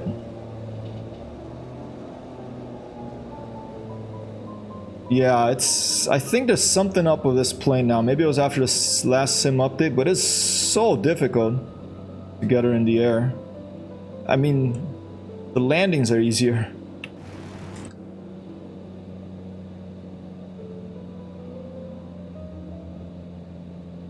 Coming in very fast. Here comes Wild Craze. Let's go around and let's take off from that direction.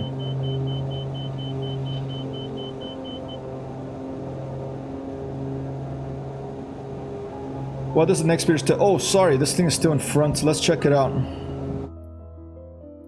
Let's check it out. I'm just doing too many things at once. Okay. 200. Okay. Takeoff. Switch magnetos from both to one and oh, so okay. Drop off. Return to both until engine regains speed. Let me make it bigger for you all to see. Very kindly provided by Mort here. Thank you, Mort, for providing this link to this pilot's operating handbook for the pit special. Okay, normal drop-off is 100, max drop-off, okay, different is 50, throttle full open. Okay, so just, yeah, full open throttle for the takeoff. And not much more, not much more detail than that. You had a friend who used to fly a real one. Well, maybe he could give us some input, or maybe have him try to fly the one in Microsoft Flight Simulator. That would be cool. Throttle full open. I think it's bugged as the government should open the prop pitch up, and it's not until some way after, and then you get that sudden pitch over, right? Maybe it's bugged out. Maybe that's what's happening, because I mean, I can't believe it's this hard to take off. Okay. Who knows? All right. I'll minimize that. Let's try again. Let's keep trying a bit. Thank you for the alert, 0 to Hero. Yeah, and My Simulator Reality is a software developer here, so he has and he works in the aviation industry, so Some nice input coming in here from people trying to figure out this crazy pits. Let me turn this off. There you go. This pits special here, Microsoft Flight Simulator, a wild beast. Ooh, fish and chips, man, you lucky. Man, I want some fish and chips. I love fish and chips. A wild craze. Hey, Iceberg, do you have any input about this airplane? Do you have any experience in this airplane? So far, the most difficult airplane to take off of any simulator that I play, including DCS, including Altitude Streamovic. The Pit Special Microsoft Flight Simulator is incredibly difficult to take off in its current states. We don't know if it's a little bit buggy, if what's going on here. The question is, how do you take off on this thing without crashing 9 out of 10 times? And the question is it normal for there to be such a violent roll to the left once you reach? Let's do it from the internal view and let's see at what speed that happens, okay?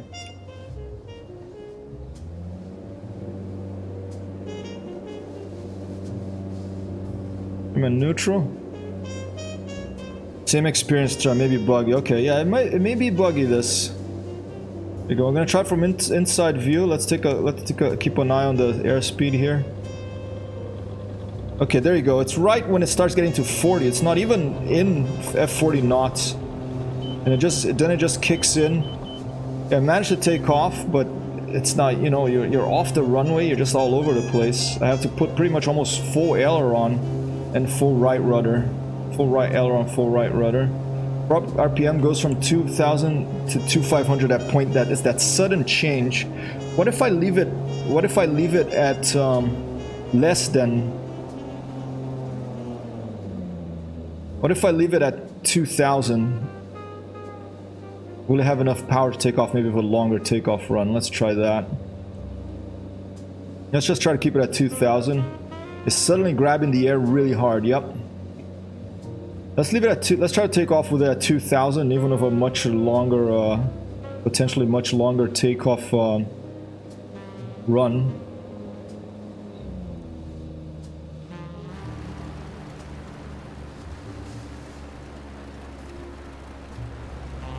Very maneuverable, and it's a fun plane to fly. I just want to be able to take off on it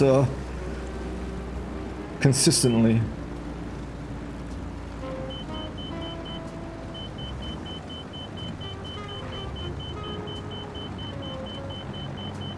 Okay, normal flight, pull the prop pitch back to 2,000 RPM. Note where that is on your control and set it that before takeoff row. Okay. Pull the prop pitch to 2. So put full power on the throttle. Pull prop pitch back to 2,000. Know where that is on your control and set it to that before takeoff row. Let me see if I understand this. Let's get everything on the screen at the same time here. Okay. So here's the prop pitch. Alright, so full. Alright, so I'm gonna hold on the brakes. Okay, I'm pressing the brakes. I'm gonna put full throttle. And look at that, it doesn't even get to 2,000 RPM. Alright. Oh, it won't do it on the ground. Okay. So I have to do it in the air and then see where that is on the throttle and then set that. Okay, let's try that. Weird. Okay, so that's the bug then. That's the theory. Okay, we're just exploring this airplane here. Yeah, it doesn't go. I'm at full throttle, full props up, and it doesn't go above 2,000 there. Now it's going above. Let's adjust it so it stays at 2,000.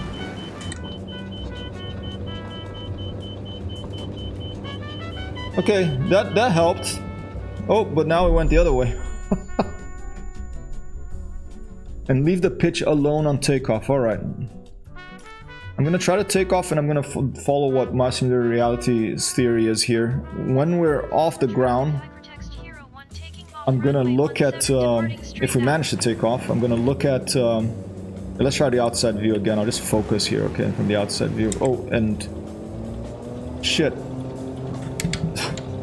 Mixture is at 0 for some reason.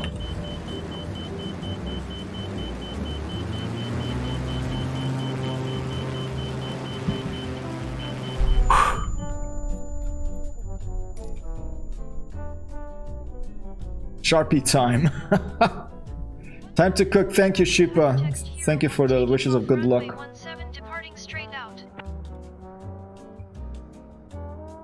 All right.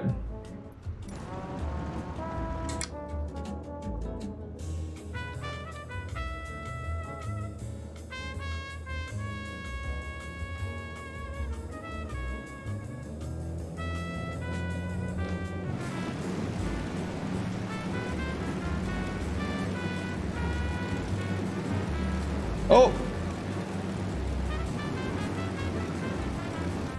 Wow, what a...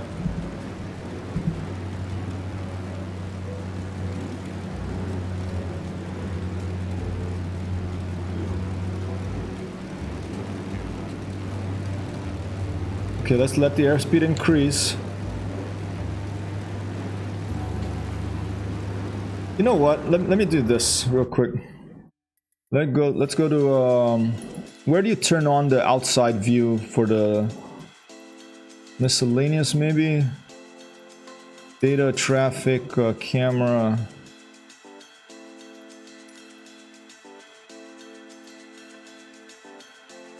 There we go. Let's do that.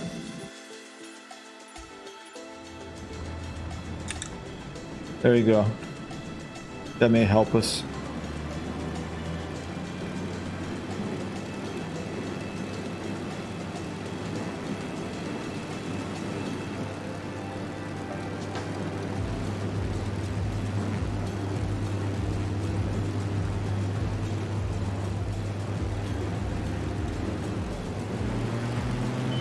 There it is. All of a sudden, I think this is what's happening. All of a sudden, you feel that increase in power out of nowhere. Okay.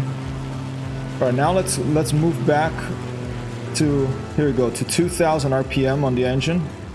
So we know where 2,000 RPM is on the throttle.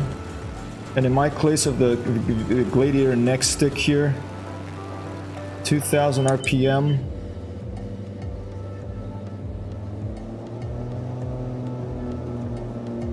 Let's see. Let's see. Oh, whoa, sorry. It's 3/4 of the way up, okay? 3/4 of the way up on the throttle. It's about 75% of throttle. So let's, my sim won't sit on the phone and keeps crashing too. Wonderful. I really hope that this is a big, this next update is gonna really be a very important one for Asobo, because there's a lot of issues with the sim that people are, you know, annoyed about. I hope they can fix it all. All right, so now we know that. Oh, and now it's already up to, yeah, this is bugged out because now there's something up with the governor, I think. It's now 2,000 RPM. Let's try to take off with 75% of throttle and see what happens. Yeah, right here, it's at full. Fall into the pilot's operating handbook link that Mort sent. It should be at full. But right now, I've kept my throttle at 75%, and we're redlining at 2,700 there. Oh wait, that's 2,500. So I'm confused here. That was actually that's actually 2,100 there, not 2. All right.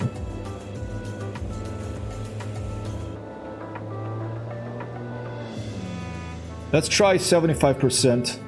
You posted a bug in the sim forum? Cool. All right, let's see what they say.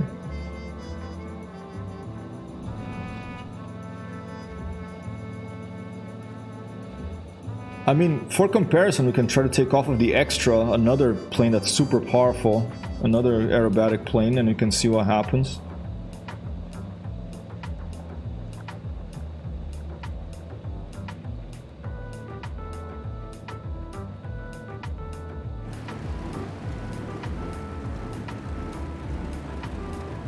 Stall speed apparently about 57 knots. 53 maybe, let's see.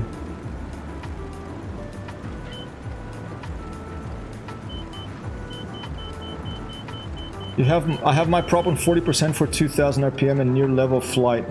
Okay. Just go right here. Alright, I'm gonna try leave my prop at 75%, which is gonna be 1700. I'm just gonna leave it there and see if I can take off with that power.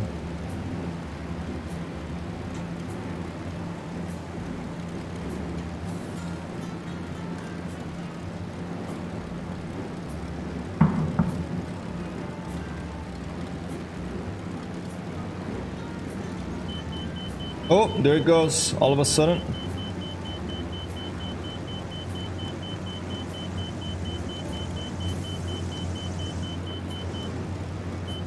Yeah, I lifted the tail. That gives me a little bit more. No, this power doesn't want to take off. Let's increase it a little bit.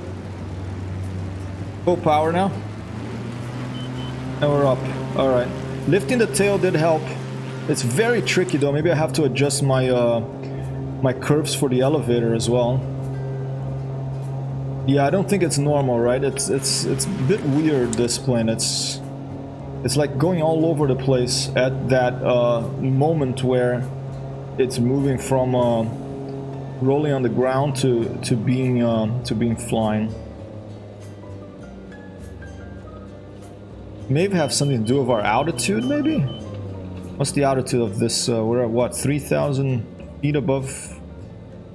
Could it be the altitude? Could we have to lean out a little bit for takeoff? Would that be normal? Carb heat, I don't think this has.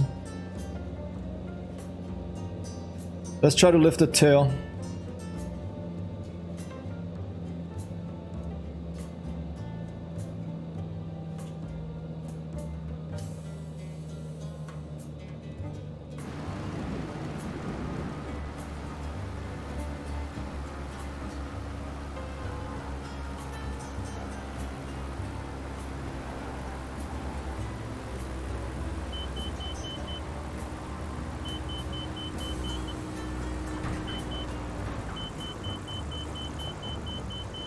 A side view landing. Not too bad. Leaning had no effect. Alright, copy that. Kind of fun to kind of test pilot these airplanes.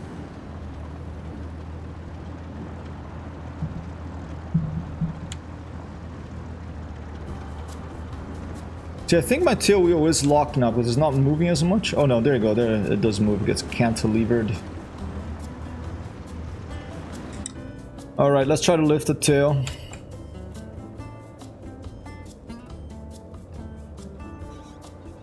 Alright, I'm gonna go full power.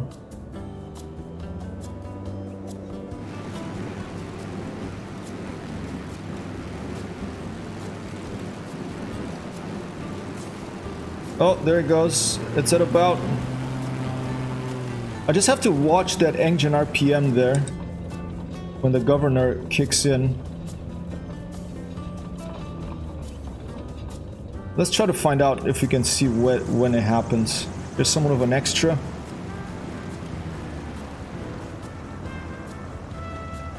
Imagine being the first test pilot, dude.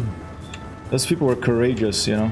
I flew that Blériot number 9 or Blériot 11 across the English Channel. You know, the flying bicycle type, flying shopping cart one.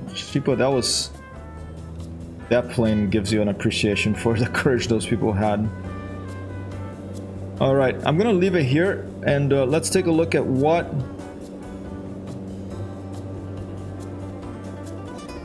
At what point...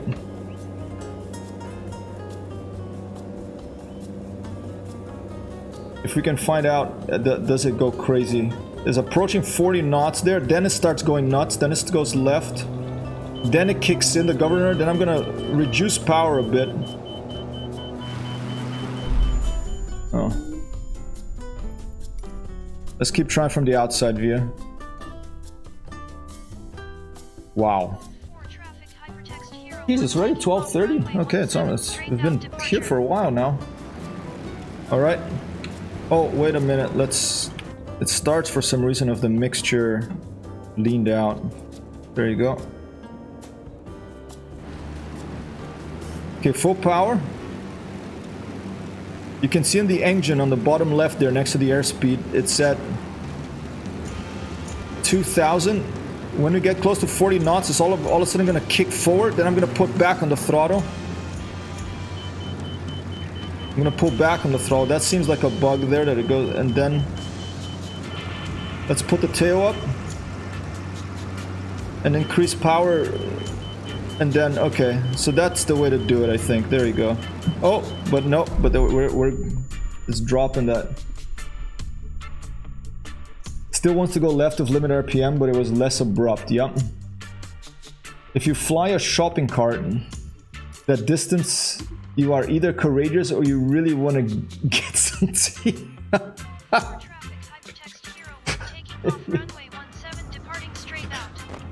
Fly a shopping cart to England.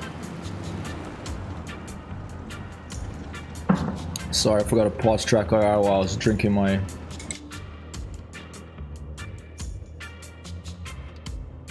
Alright, let's try it again. As soon as I see that engine RPM down here, okay, as soon as I see that go to red line, I'm gonna reduce power. I'm gonna try to lift that tail wheel. It's when we're approaching about 40 knots. Let's try to leave it in the green there instead of going full power here. Now all of a sudden it's gonna kick forward the governor. Trying to lift the tail wheels. A lot of things happening at the same time, that's the problem. There's someone with an extra also maybe having a little bit of an issue.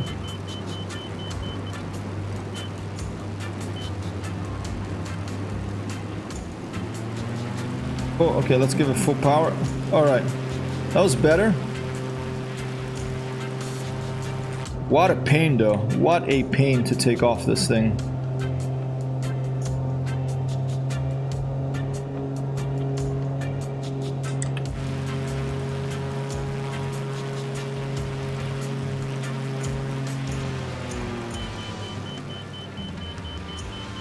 No, I don't think I think there's an issue of this airplane. Let's for comparison, let's try the extra. I'm just gonna land on this taxiway here. Let's try the extra for comparison, okay?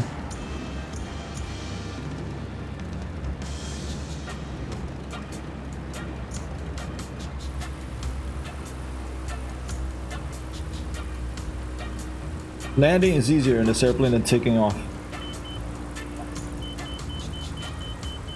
Oh. I'll try one more takeoff of this, and then we'll try the extra for comparison. Can try the PT-17 Stearman too. I have that one. Now it says the wind is coming from. Yeah, no, we're correct. It's coming from that way there. Oh. All right, one more of this one, and then we'll try the extra to compare. Another aerobatic airplane.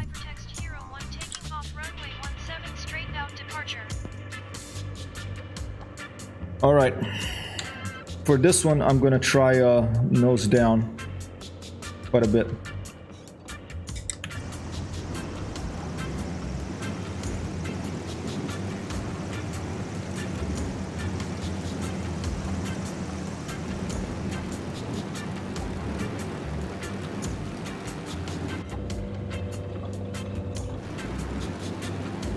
Yeah, wow.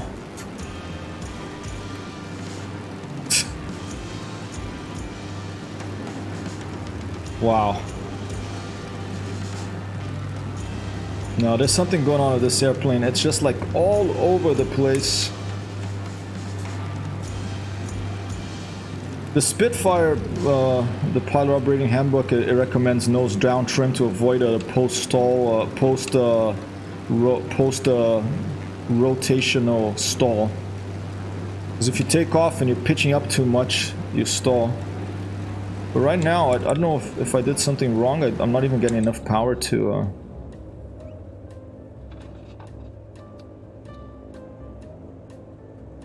Just leave it neutral.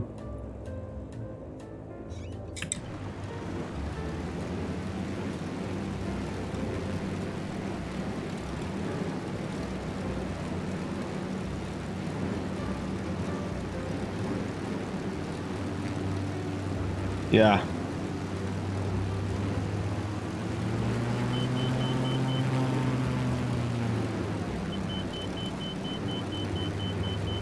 Yeah, we managed, but it's like so... Like you can't pick... Alright, let's try it with the extra for to compare notes. And then we're gonna go raid somewhere because it's almost lunchtime here. Let's try with the extra. Where is she? There she is. Extra 300... 330 LT.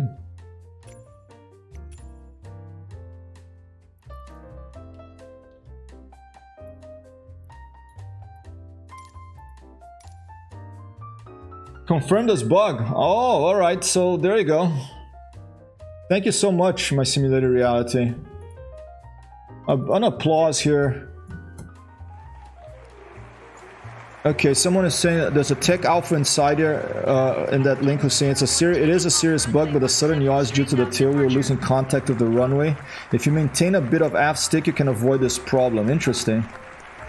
Okay, but apparently that the prop governor doesn't give full prop pitch at the full throttle until some wind to the takeoff ground roll. This causes a massive yaw at the left as the prop goes from 2,000 to 2,500 RPM. This feels like a bug, okay. Awesome, thank you so much for posting that. My semester says he's wrong, the yaw is the prop governor, but anyway it's not right. Copy that. Thanks so much for looking that up for us. And for submitting that bug report. Let's try it with the Another thing I don't have experience with, the extra, another built-in airplane for Microsoft Flight Simulator. Where's the key? Here we go. Alright, where's the mixture? Is there a mixture? Okay, full forward, propeller full forward. Let's try to take off the extra. Let's see if we can do better with this one. Here we go. Oh, it has brakes, alright. Oh. Am I in the wrong window here?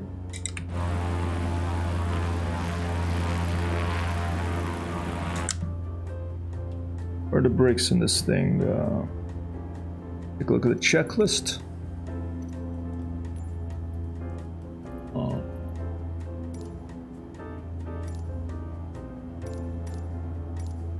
Awesome, playing the extra. A friend of mine has one. Awesome.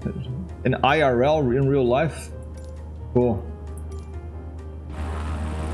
Yeah, another powerful, look at that visibility, wonderful visibility, especially to your left and behind and above. The size of the engine in front of this thing. Big aileron flapper on things. I see trim tabs on the elevator here. There are some trim tabs there. I don't... Whoa! What's going on? Leon Exodus is rating with 17 viewers. Welcome, Leon Exodus.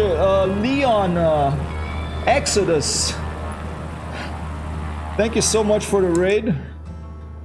We are investigating some issues with the takeoff of this pit special. Apparently there's a bug which makes it super hard to take off. But thanks so much for coming in. I'm Hypertech's hero. I'm not a real hero, but I try to play one in flight sims and other video games. I've been playing flight sims for a long time,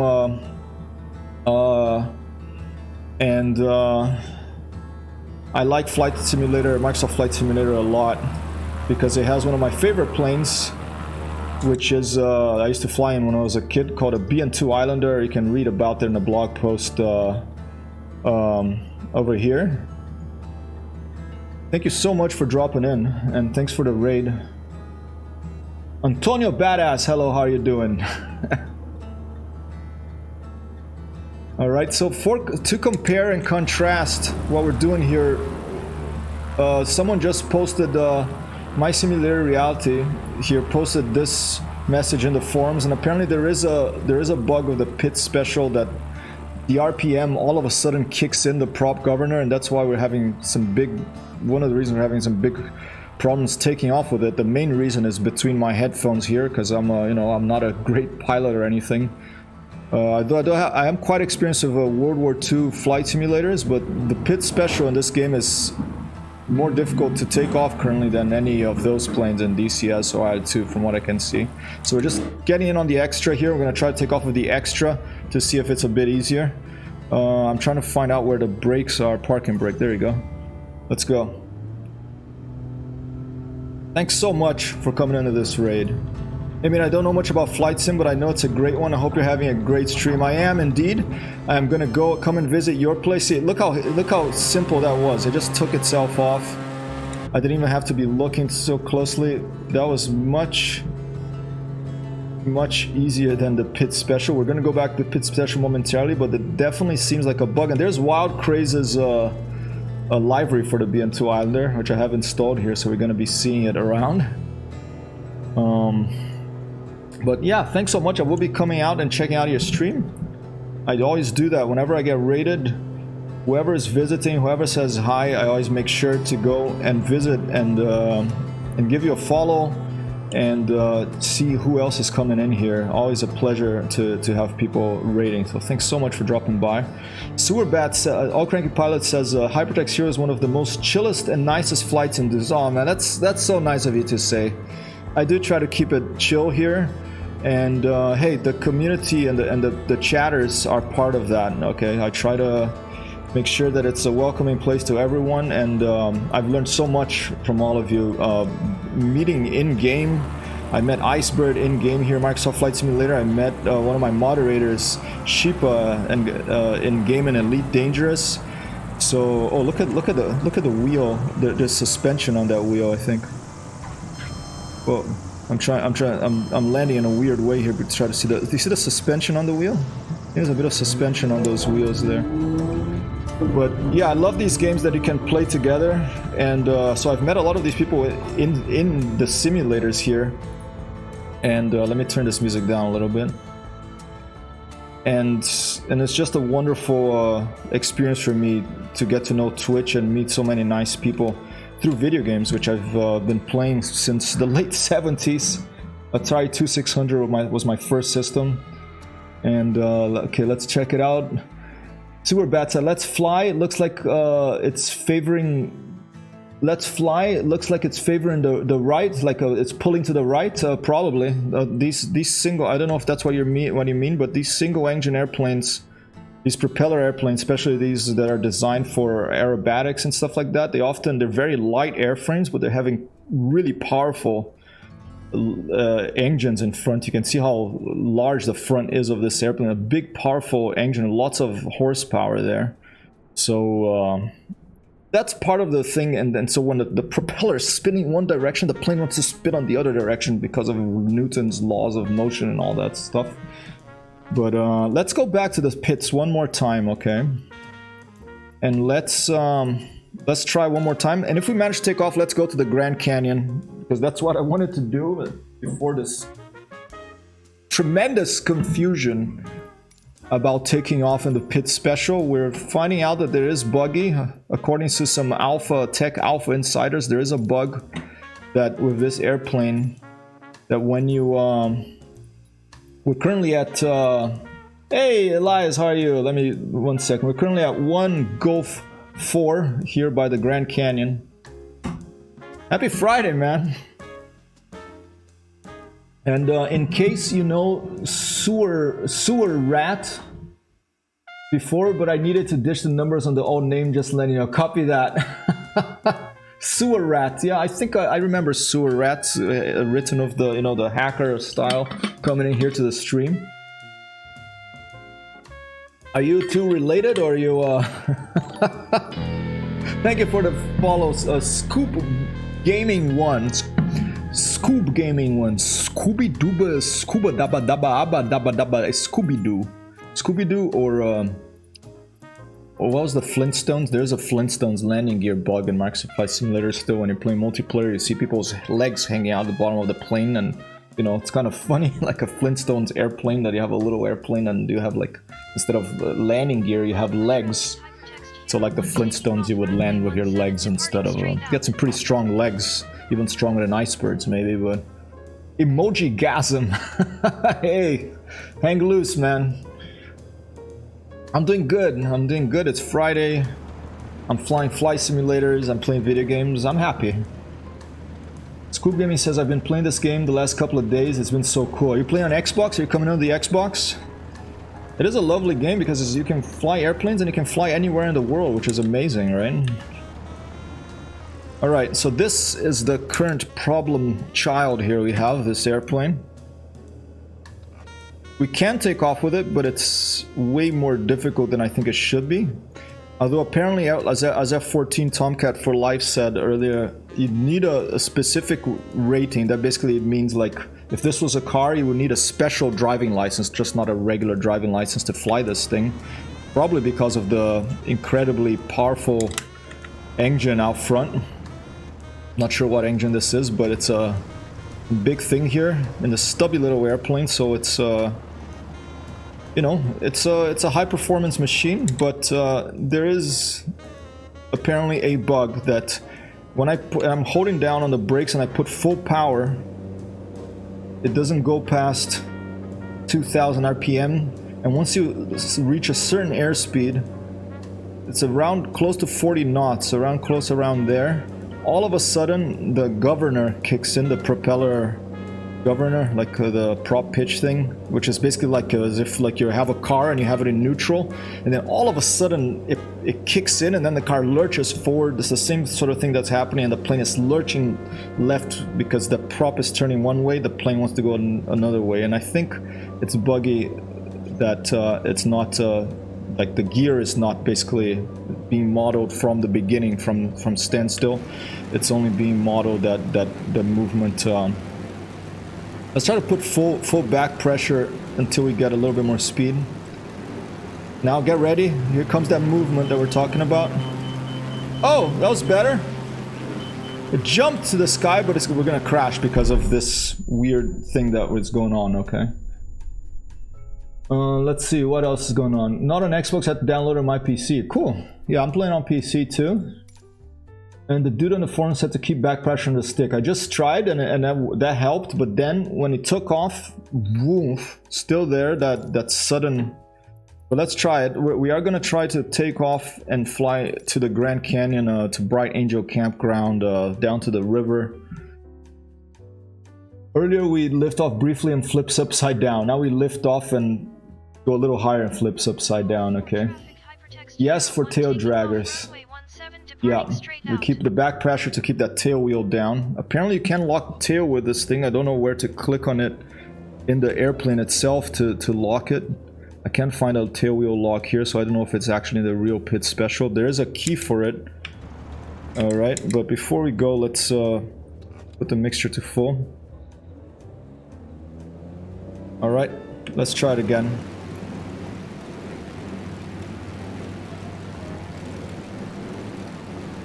Once we're approaching 40 knots, I will relieve pressure. I'll raise the tail wheel by pushing the throttle forward a bit. There it is, there it kicked in.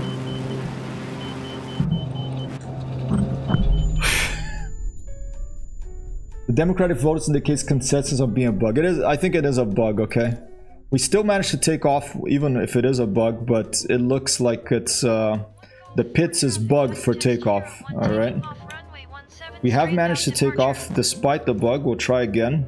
The way I've managed to take off is I just focus on keeping the airplane on the runway, on the center line as much as I can, despite the...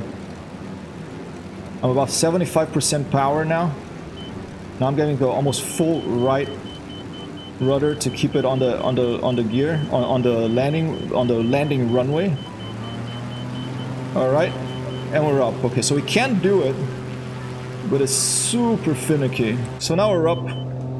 Let's keep her flying. And let's go to the Grand Canyon. All Cranky Pilot says, too much, yeah, bad programming there. Confirmed, a huge bug like an Australian one. Huge and kills you. Yeah, thankfully, it's a digital airplane here, and you know, if you have a lot of these planes that fly, if you know the 737 MAX, for example, that was a software bug that killed like what 200 more people. So this is some real some real world issues here that happens not just in the flight simulator, but thankfully here in the flight simulator no one gets hurt. Here's a nice little ladybug. Thank you for the lurk, Elias, and I think I hydrated as you request me. I have to go get more water, but let's try to get in the Grand Canyon here. Let's head east, I think. No, east is that way. We're gonna be more like north, I think.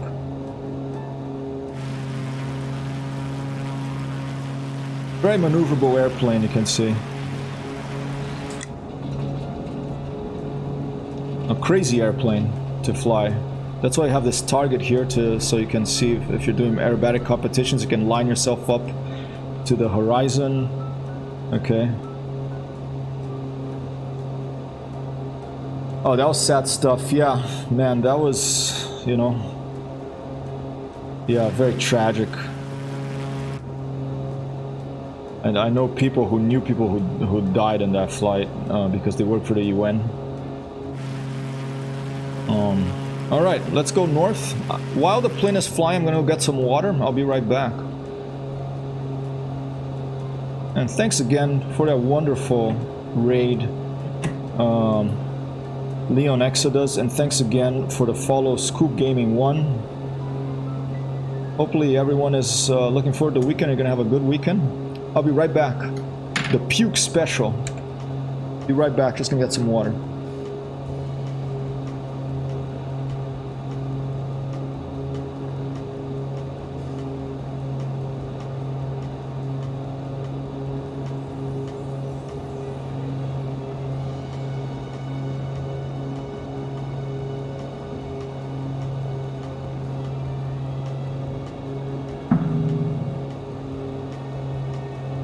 Several sources say it's Friday, but I'm not getting the weekend feeling yet. I know these days I get confused what day it is.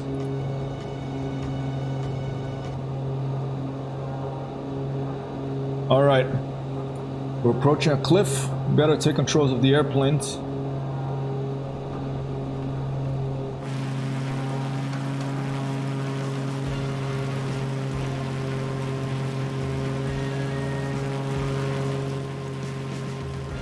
Lower the engine sound a little bit.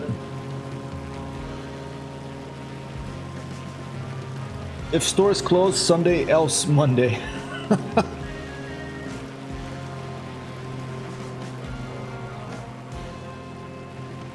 Watch that speed.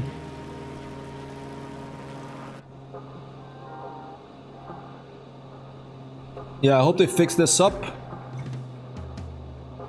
This takeoff issue, the prop governor issue in the pits. Maybe that's coming in the next update as well, but they have a lot of work to do as Sobo.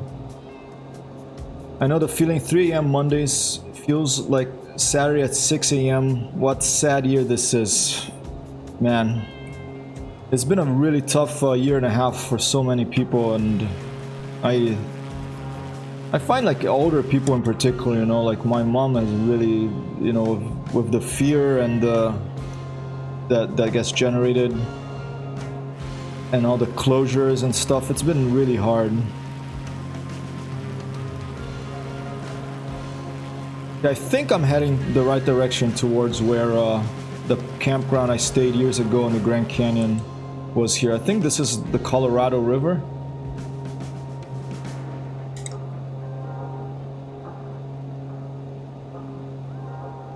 Oops, my math failed. 2018.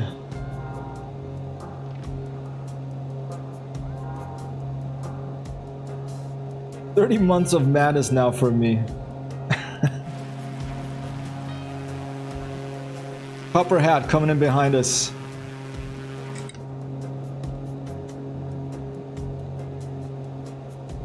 Yeah, pandemics are an amazing amount of suck. We'll get through it. We're getting through it. Hopefully, things will come back to some sort of normal soon, but then we have this climate issues, but you know, we're humans, are pretty adaptable, we'll sort it out. There's some geniuses there with who are going to come up with some fusion reactors, more reliable solar panels, paint that reflects sunlight, for cities. We're gonna get through this. Like 2 years of COVID's here, but it still feels like the first 5 months on my end. Damn, where are you, if I may ask? Are you in the UK? I know there's some places that are stricter than others, you know, and that have had more issues than others. But yeah, man, I lost my job here year, not this April, but April last year. Luckily, I have a new job starting, part-time one starting on Monday, but it's been, yeah, it's been, New York City changed a lot, I can tell you. Asia, Phil Bud Hyper. All right, man. I've only been to Vietnam and Thailand in Asia. I enjoyed my time, even though I was a little unlucky. I enjoyed my time a lot. Right, let's climb out of the canyon and see if we can spot where we are here. I think I know where we are. Like banging my head on concrete, it's better. Oh, I'm sorry to hear that, man. I hope that things get better. But I know that it has been a really trying year for so many people on the planet. Walker says, yeah, we're amazing here. All Cranky Pilot says, well, I discovered Twitch and you dudes, that helps. I appreciate it, Cranky Pilot. Yeah, I started streaming about a year ago. It was in September, August I did some tests. And I met a lot of nice people, played video games with a lot of nice people, so it's helped me a lot too. You know, it's my favorite. I don't like social media so much. Twitch is my favorite social media because it's tied around video games, which I like a lot. That looks a little weird there. But it's been really a learning experience. I've learned a lot, and I really I'm thankful for that. I feel privileged to be able to be, you know, playing these games and streaming and chatting with people, learning about airplanes, which I love.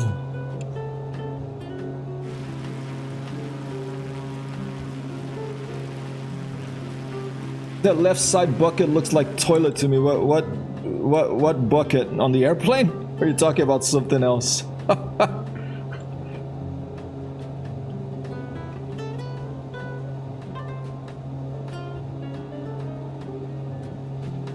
Give a shout out here to Old Cranky Pilot.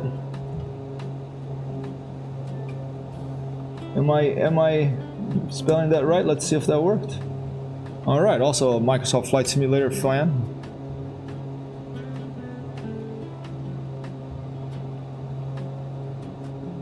I think I may be further away than I thought from the Grand Canyon campgrounds that I was thinking about.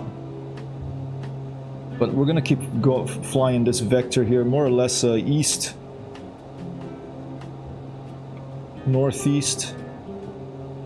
Oh, my pleasure, man.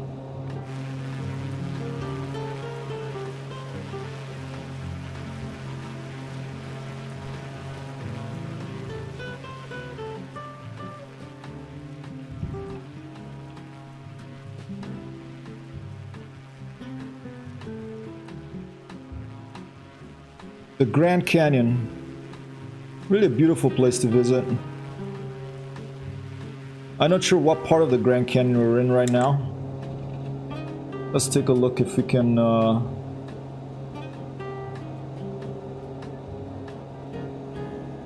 figure this out from here. PGS. I'm a part of the canyon that I'm not familiar with here.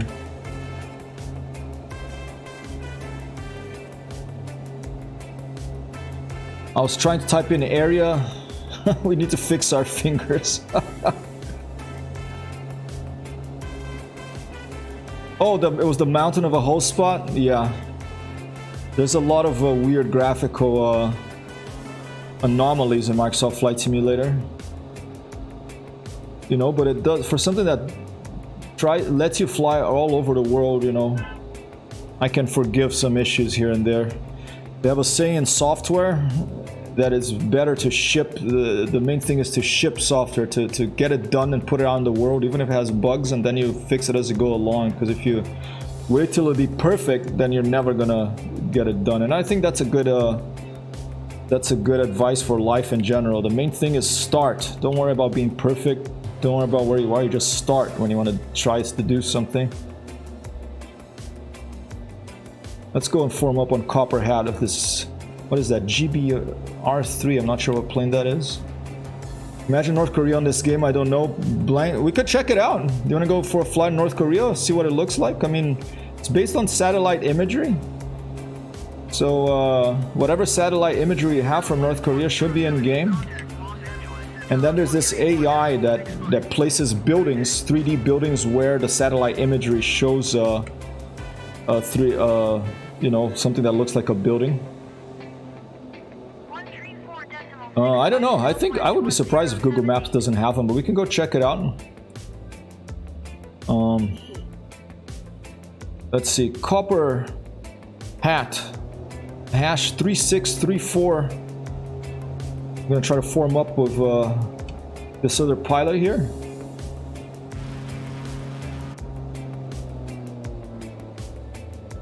And soon, North Korea was replaced by a gigantic statue of Kim Jong-un. You know what's the crazy thing, dude, that I think about? Like, Kim Jong-un, the current, you know, leader there, he used to go to international schools, you know, and he liked basketball, you know, Dennis Rodman, man.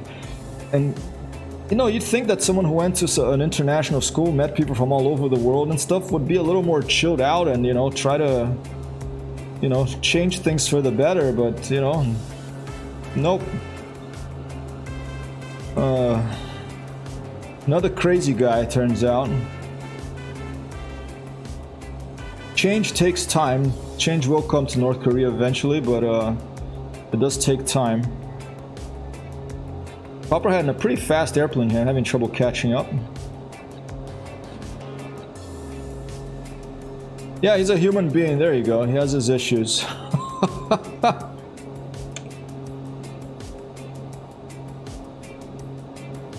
Alright, so you want to see if North Korea has satellite imagery? Let's do it. I'm going to try to catch up with Copperhead here. I'll just do a landing somewhere random.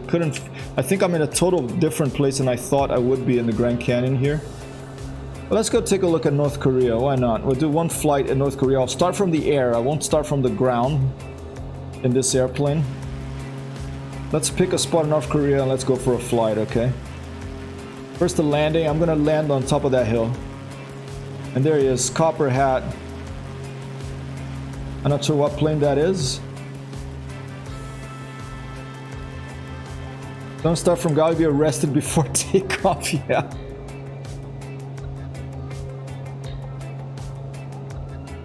Alright, I'm gonna land on top of this thing over here. Psst, the Neofly campaign goes into North Korea. Oh, for real? Ooh, maybe I should do that campaign. I haven't tried a campaign yet.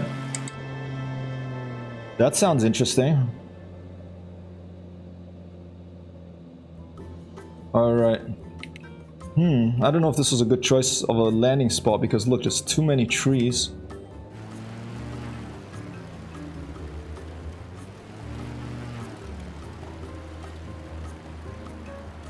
Let's try that one up front there.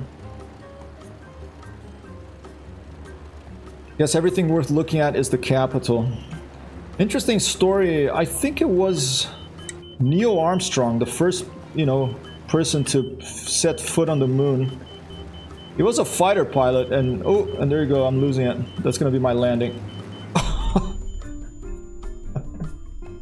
Think of North Korea as a permanent lockdown. Over there, it's just like it's pandemic all the time. It's true.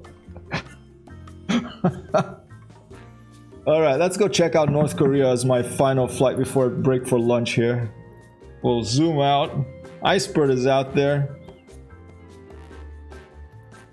I am streaming also with Google Maps images. Yeah, if you want to see someone streaming Microsoft Flight Simulator, instead of using Bing Maps images, streaming with Google Maps images, Icebird, there's this crazy hack that he has installed there. Go give this gentleman a follow and see how the Google Maps images compares to the Bing Maps before they probably will shut it down at some point. But who knows? And the flight conditions, we're gonna have to put a preset because I don't want to fly at night. Let's put it at like in the morning. Alright, So that's South Korea. I know the peninsula pretty well, not because I've been there, but because of I played Falcon 3.0. I used to play Falcon 3.0 a lot, and that the main campaign was, or was it 4.0? No, 4.0. The main campaign was set in North Korea. I think 3.0 too, though. There's a few different ones. Oh, they'll shut it down. Also hunt the guy down, imprisonment. I don't know. I don't think they would imprison someone, but you know, maybe if it was North Korea they would. But these tech companies have a lot of power, too much power these days. So we have to. I think Facebook, for example, should be broken up into separate companies for Instagram, WhatsApp, and you know all the other stuff they control. All right, should we go to Pyongyang? Let's go fly by Pyongyang. All right. I'm just gonna start from the air. That is departure. Flight conditions, just leave it live weather, but not live time. I'm just by Pyongyang, Hungrado 1st of May Stadium. We're talking about North Korea too. All right, well, let's figure it out. Let's see if maybe if we fly over North Korea, they're gonna send a cease and desist, or they'll send some intercontinental ballistic missiles to Microsoft in Asobo HQ. Who knows? All right. Here's North Korea. There's buildings down there. There's some little rice fields, I think, or some crops. Look at that big thing. Let's go see what that is. Some stadium.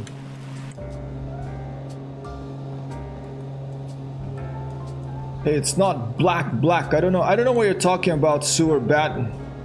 But I'm having a little trouble following your maybe you had a magic gummy bear today as well, or I haven't had one today, but I had one yesterday. Looks like a pudding. I bet it's a monument to Kim's greatness. Almost certainly it is, alright. At night, map has no lights, is spectacular. Really, no lights at night? In North Korea. Yeah. There's probably a stadium where they have, you know, shows about how great Kim is and other things, who knows. It's interesting they actually put the motto in the game though. That's a handmade motto right there.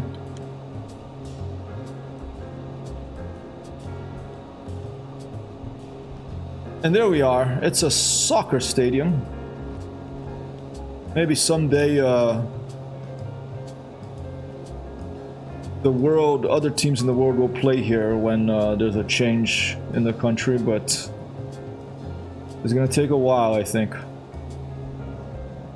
Oh, little car there. Infrastructure.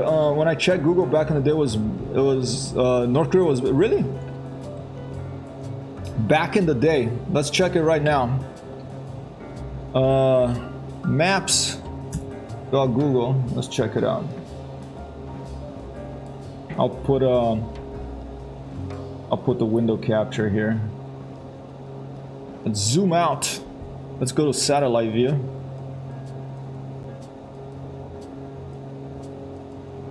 And here you go, North Korea.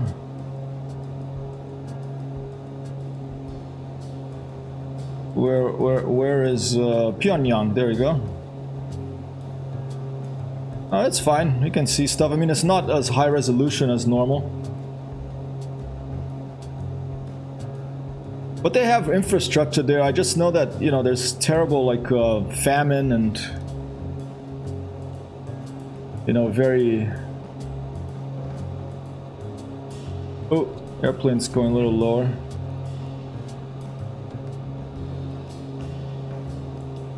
Pyongyang International Cinema. There's a little island. Let's go check out that island and see what it says. What it has. Oh, it would be cool to make a freeware Hyde F Pyongyang Airport. How did American filth plane get here? Launch the nukes. Applause for Shifa. And we're not only getting here, we're gonna land. Let's go land on that island, okay? I think it's this island that we're flying right over here, no? There it is. Oh yeah, it is that island. So it's that stadium there, built on that island. We're flying here, orbiting this island here in North Korea. I think it is...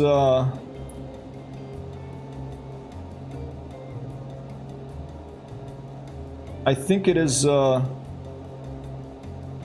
Where's my window? Did it disappear? I think it's this thing. Young Gakdo. I'm not sure what that means, but it's some stadium. Okay. Alright. I'll close that. Let's come back. Let's try to land next to that stadium. Oh, there's a big... that looks like a bug thing that sometimes you have these giant buildings that crop up in Microsoft Flight Simulator. It's like because they get the data for these buildings from, I think, OpenStreetMaps, and if someone goes in and instead of putting 20-story building they put another 0, it becomes 200, then it shoots. You have these giant like obelisks, like these monuments.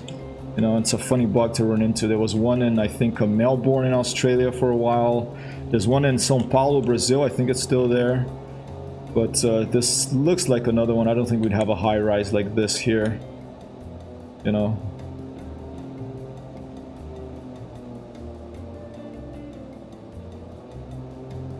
Yeah, it's gonna be restricted airspace. Oh, it already is restricted airspace, you know, if they were doing this in real life. But anyway, the story I was gonna tell... Oh, there's Iceberg. Okay, the story I was gonna tell about... it's a nice story because not many people know about it because it only came out later, okay? The Neil Armstrong, the first person to set foot on the moon, he was a fighter pilot and he flew in the Korean War, okay, in the 50s.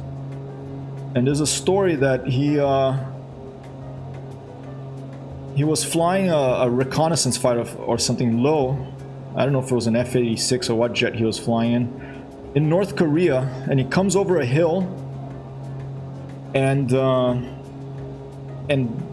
down in the valley below, he sees like a military base or something, and he sees a bunch of people exercising early in the morning. You know, he could have pointed the plane of the nose of the plane down and strafed them, but you know, he's a kind human being. He just flew low over them, didn't shoot, and kept going. He never told authorities, you know, because technically if you see the enemy, you should shoot. But I like that story about Neil Armstrong, you know. And that was before he flew into space and saw the Earth from that perspective, which gives you a greater appreciation. There's Iceberg also in a pit special is going to form up on us here.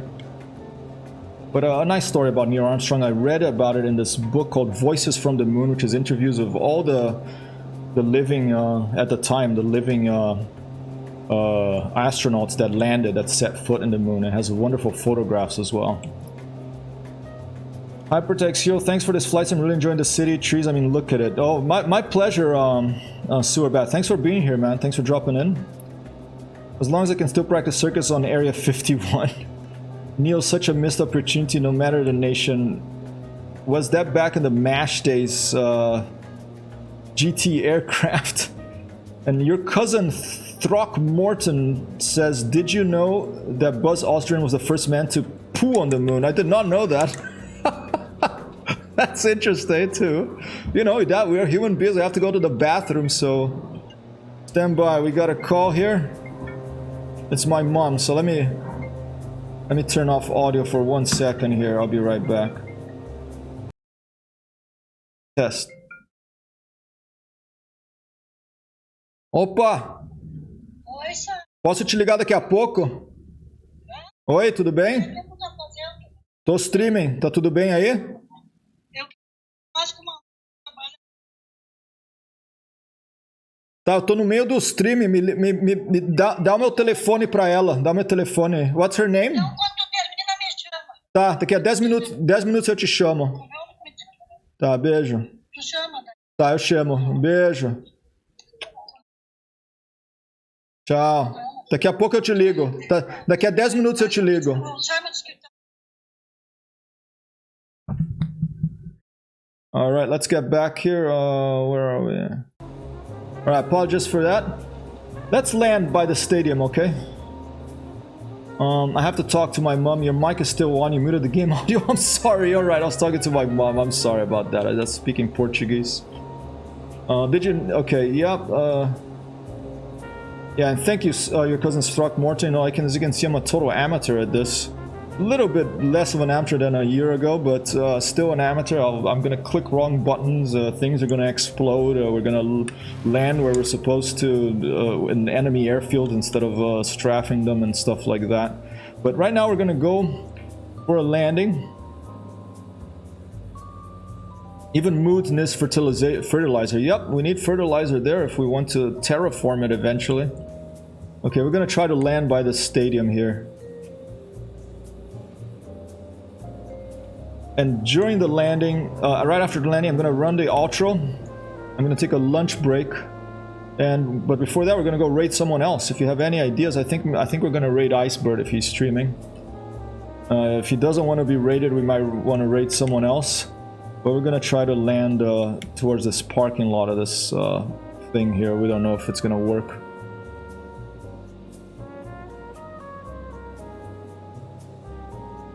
No worries, even veterans learn something new. Yeah, as human beings, we're pretty good at learning things, right? So,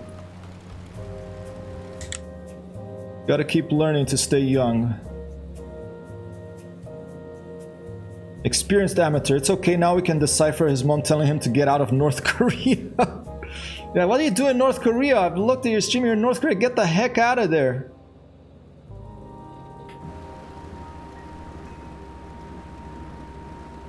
I'm gonna go around. Full power, go around.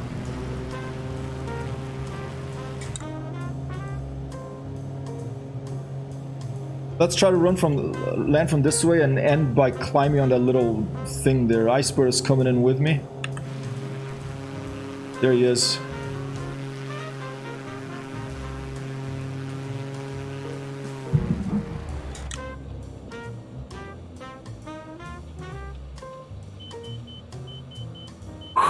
Alright, close, close. We got her, we got her.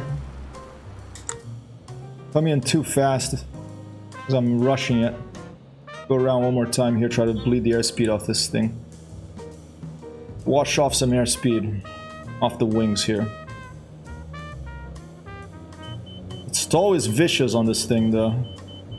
We're slow and slow, there is going to be a sudden... There it is, there it is. Full power, and we lost it. Not me, please. Oh man, you're a good streamer. You're just chilled out. Sorry, I'm gonna raid you, Iceberg. Negative. All right. Oh, and I went into the intro. I'm sorry. Have I been on the intro this whole time too? I'm such an amateur. Where's my camera now? All right. Thanks so much for coming in, everyone. I'll be back a little later. We're gonna spin this globe and we're gonna go to some other places probably, but we might go to Isle 2 Sturmovik for some pew-pew in the air, for some shooting in the air. We might go for some Balsam Auto Flight Simulator. Try to beat that mission that we can't get past, the bridge slalom with Model RC planes. Thanks for the stream, Sewer Bat. I'm gonna go and give everyone who visited here a follow. Check out your stream. Thanks for dropping by. Have a jolly afternoon, walkers. Have a wonderful weekend if I don't see you again later. Alright. And I am sorry, Iceberg, but we're gonna come raid you because I want to get Iceberg to 50 followers, okay? Let's try to get Iceberg to 50 followers. He's a very knowledgeable and kind human being. So, let's go say hi to Iceberg. Thank you so much, for Lion Exodus, for the follow. I'll give the follow backs a little later after lunch here. Stuck TV, thank you so much. I'm Hyper.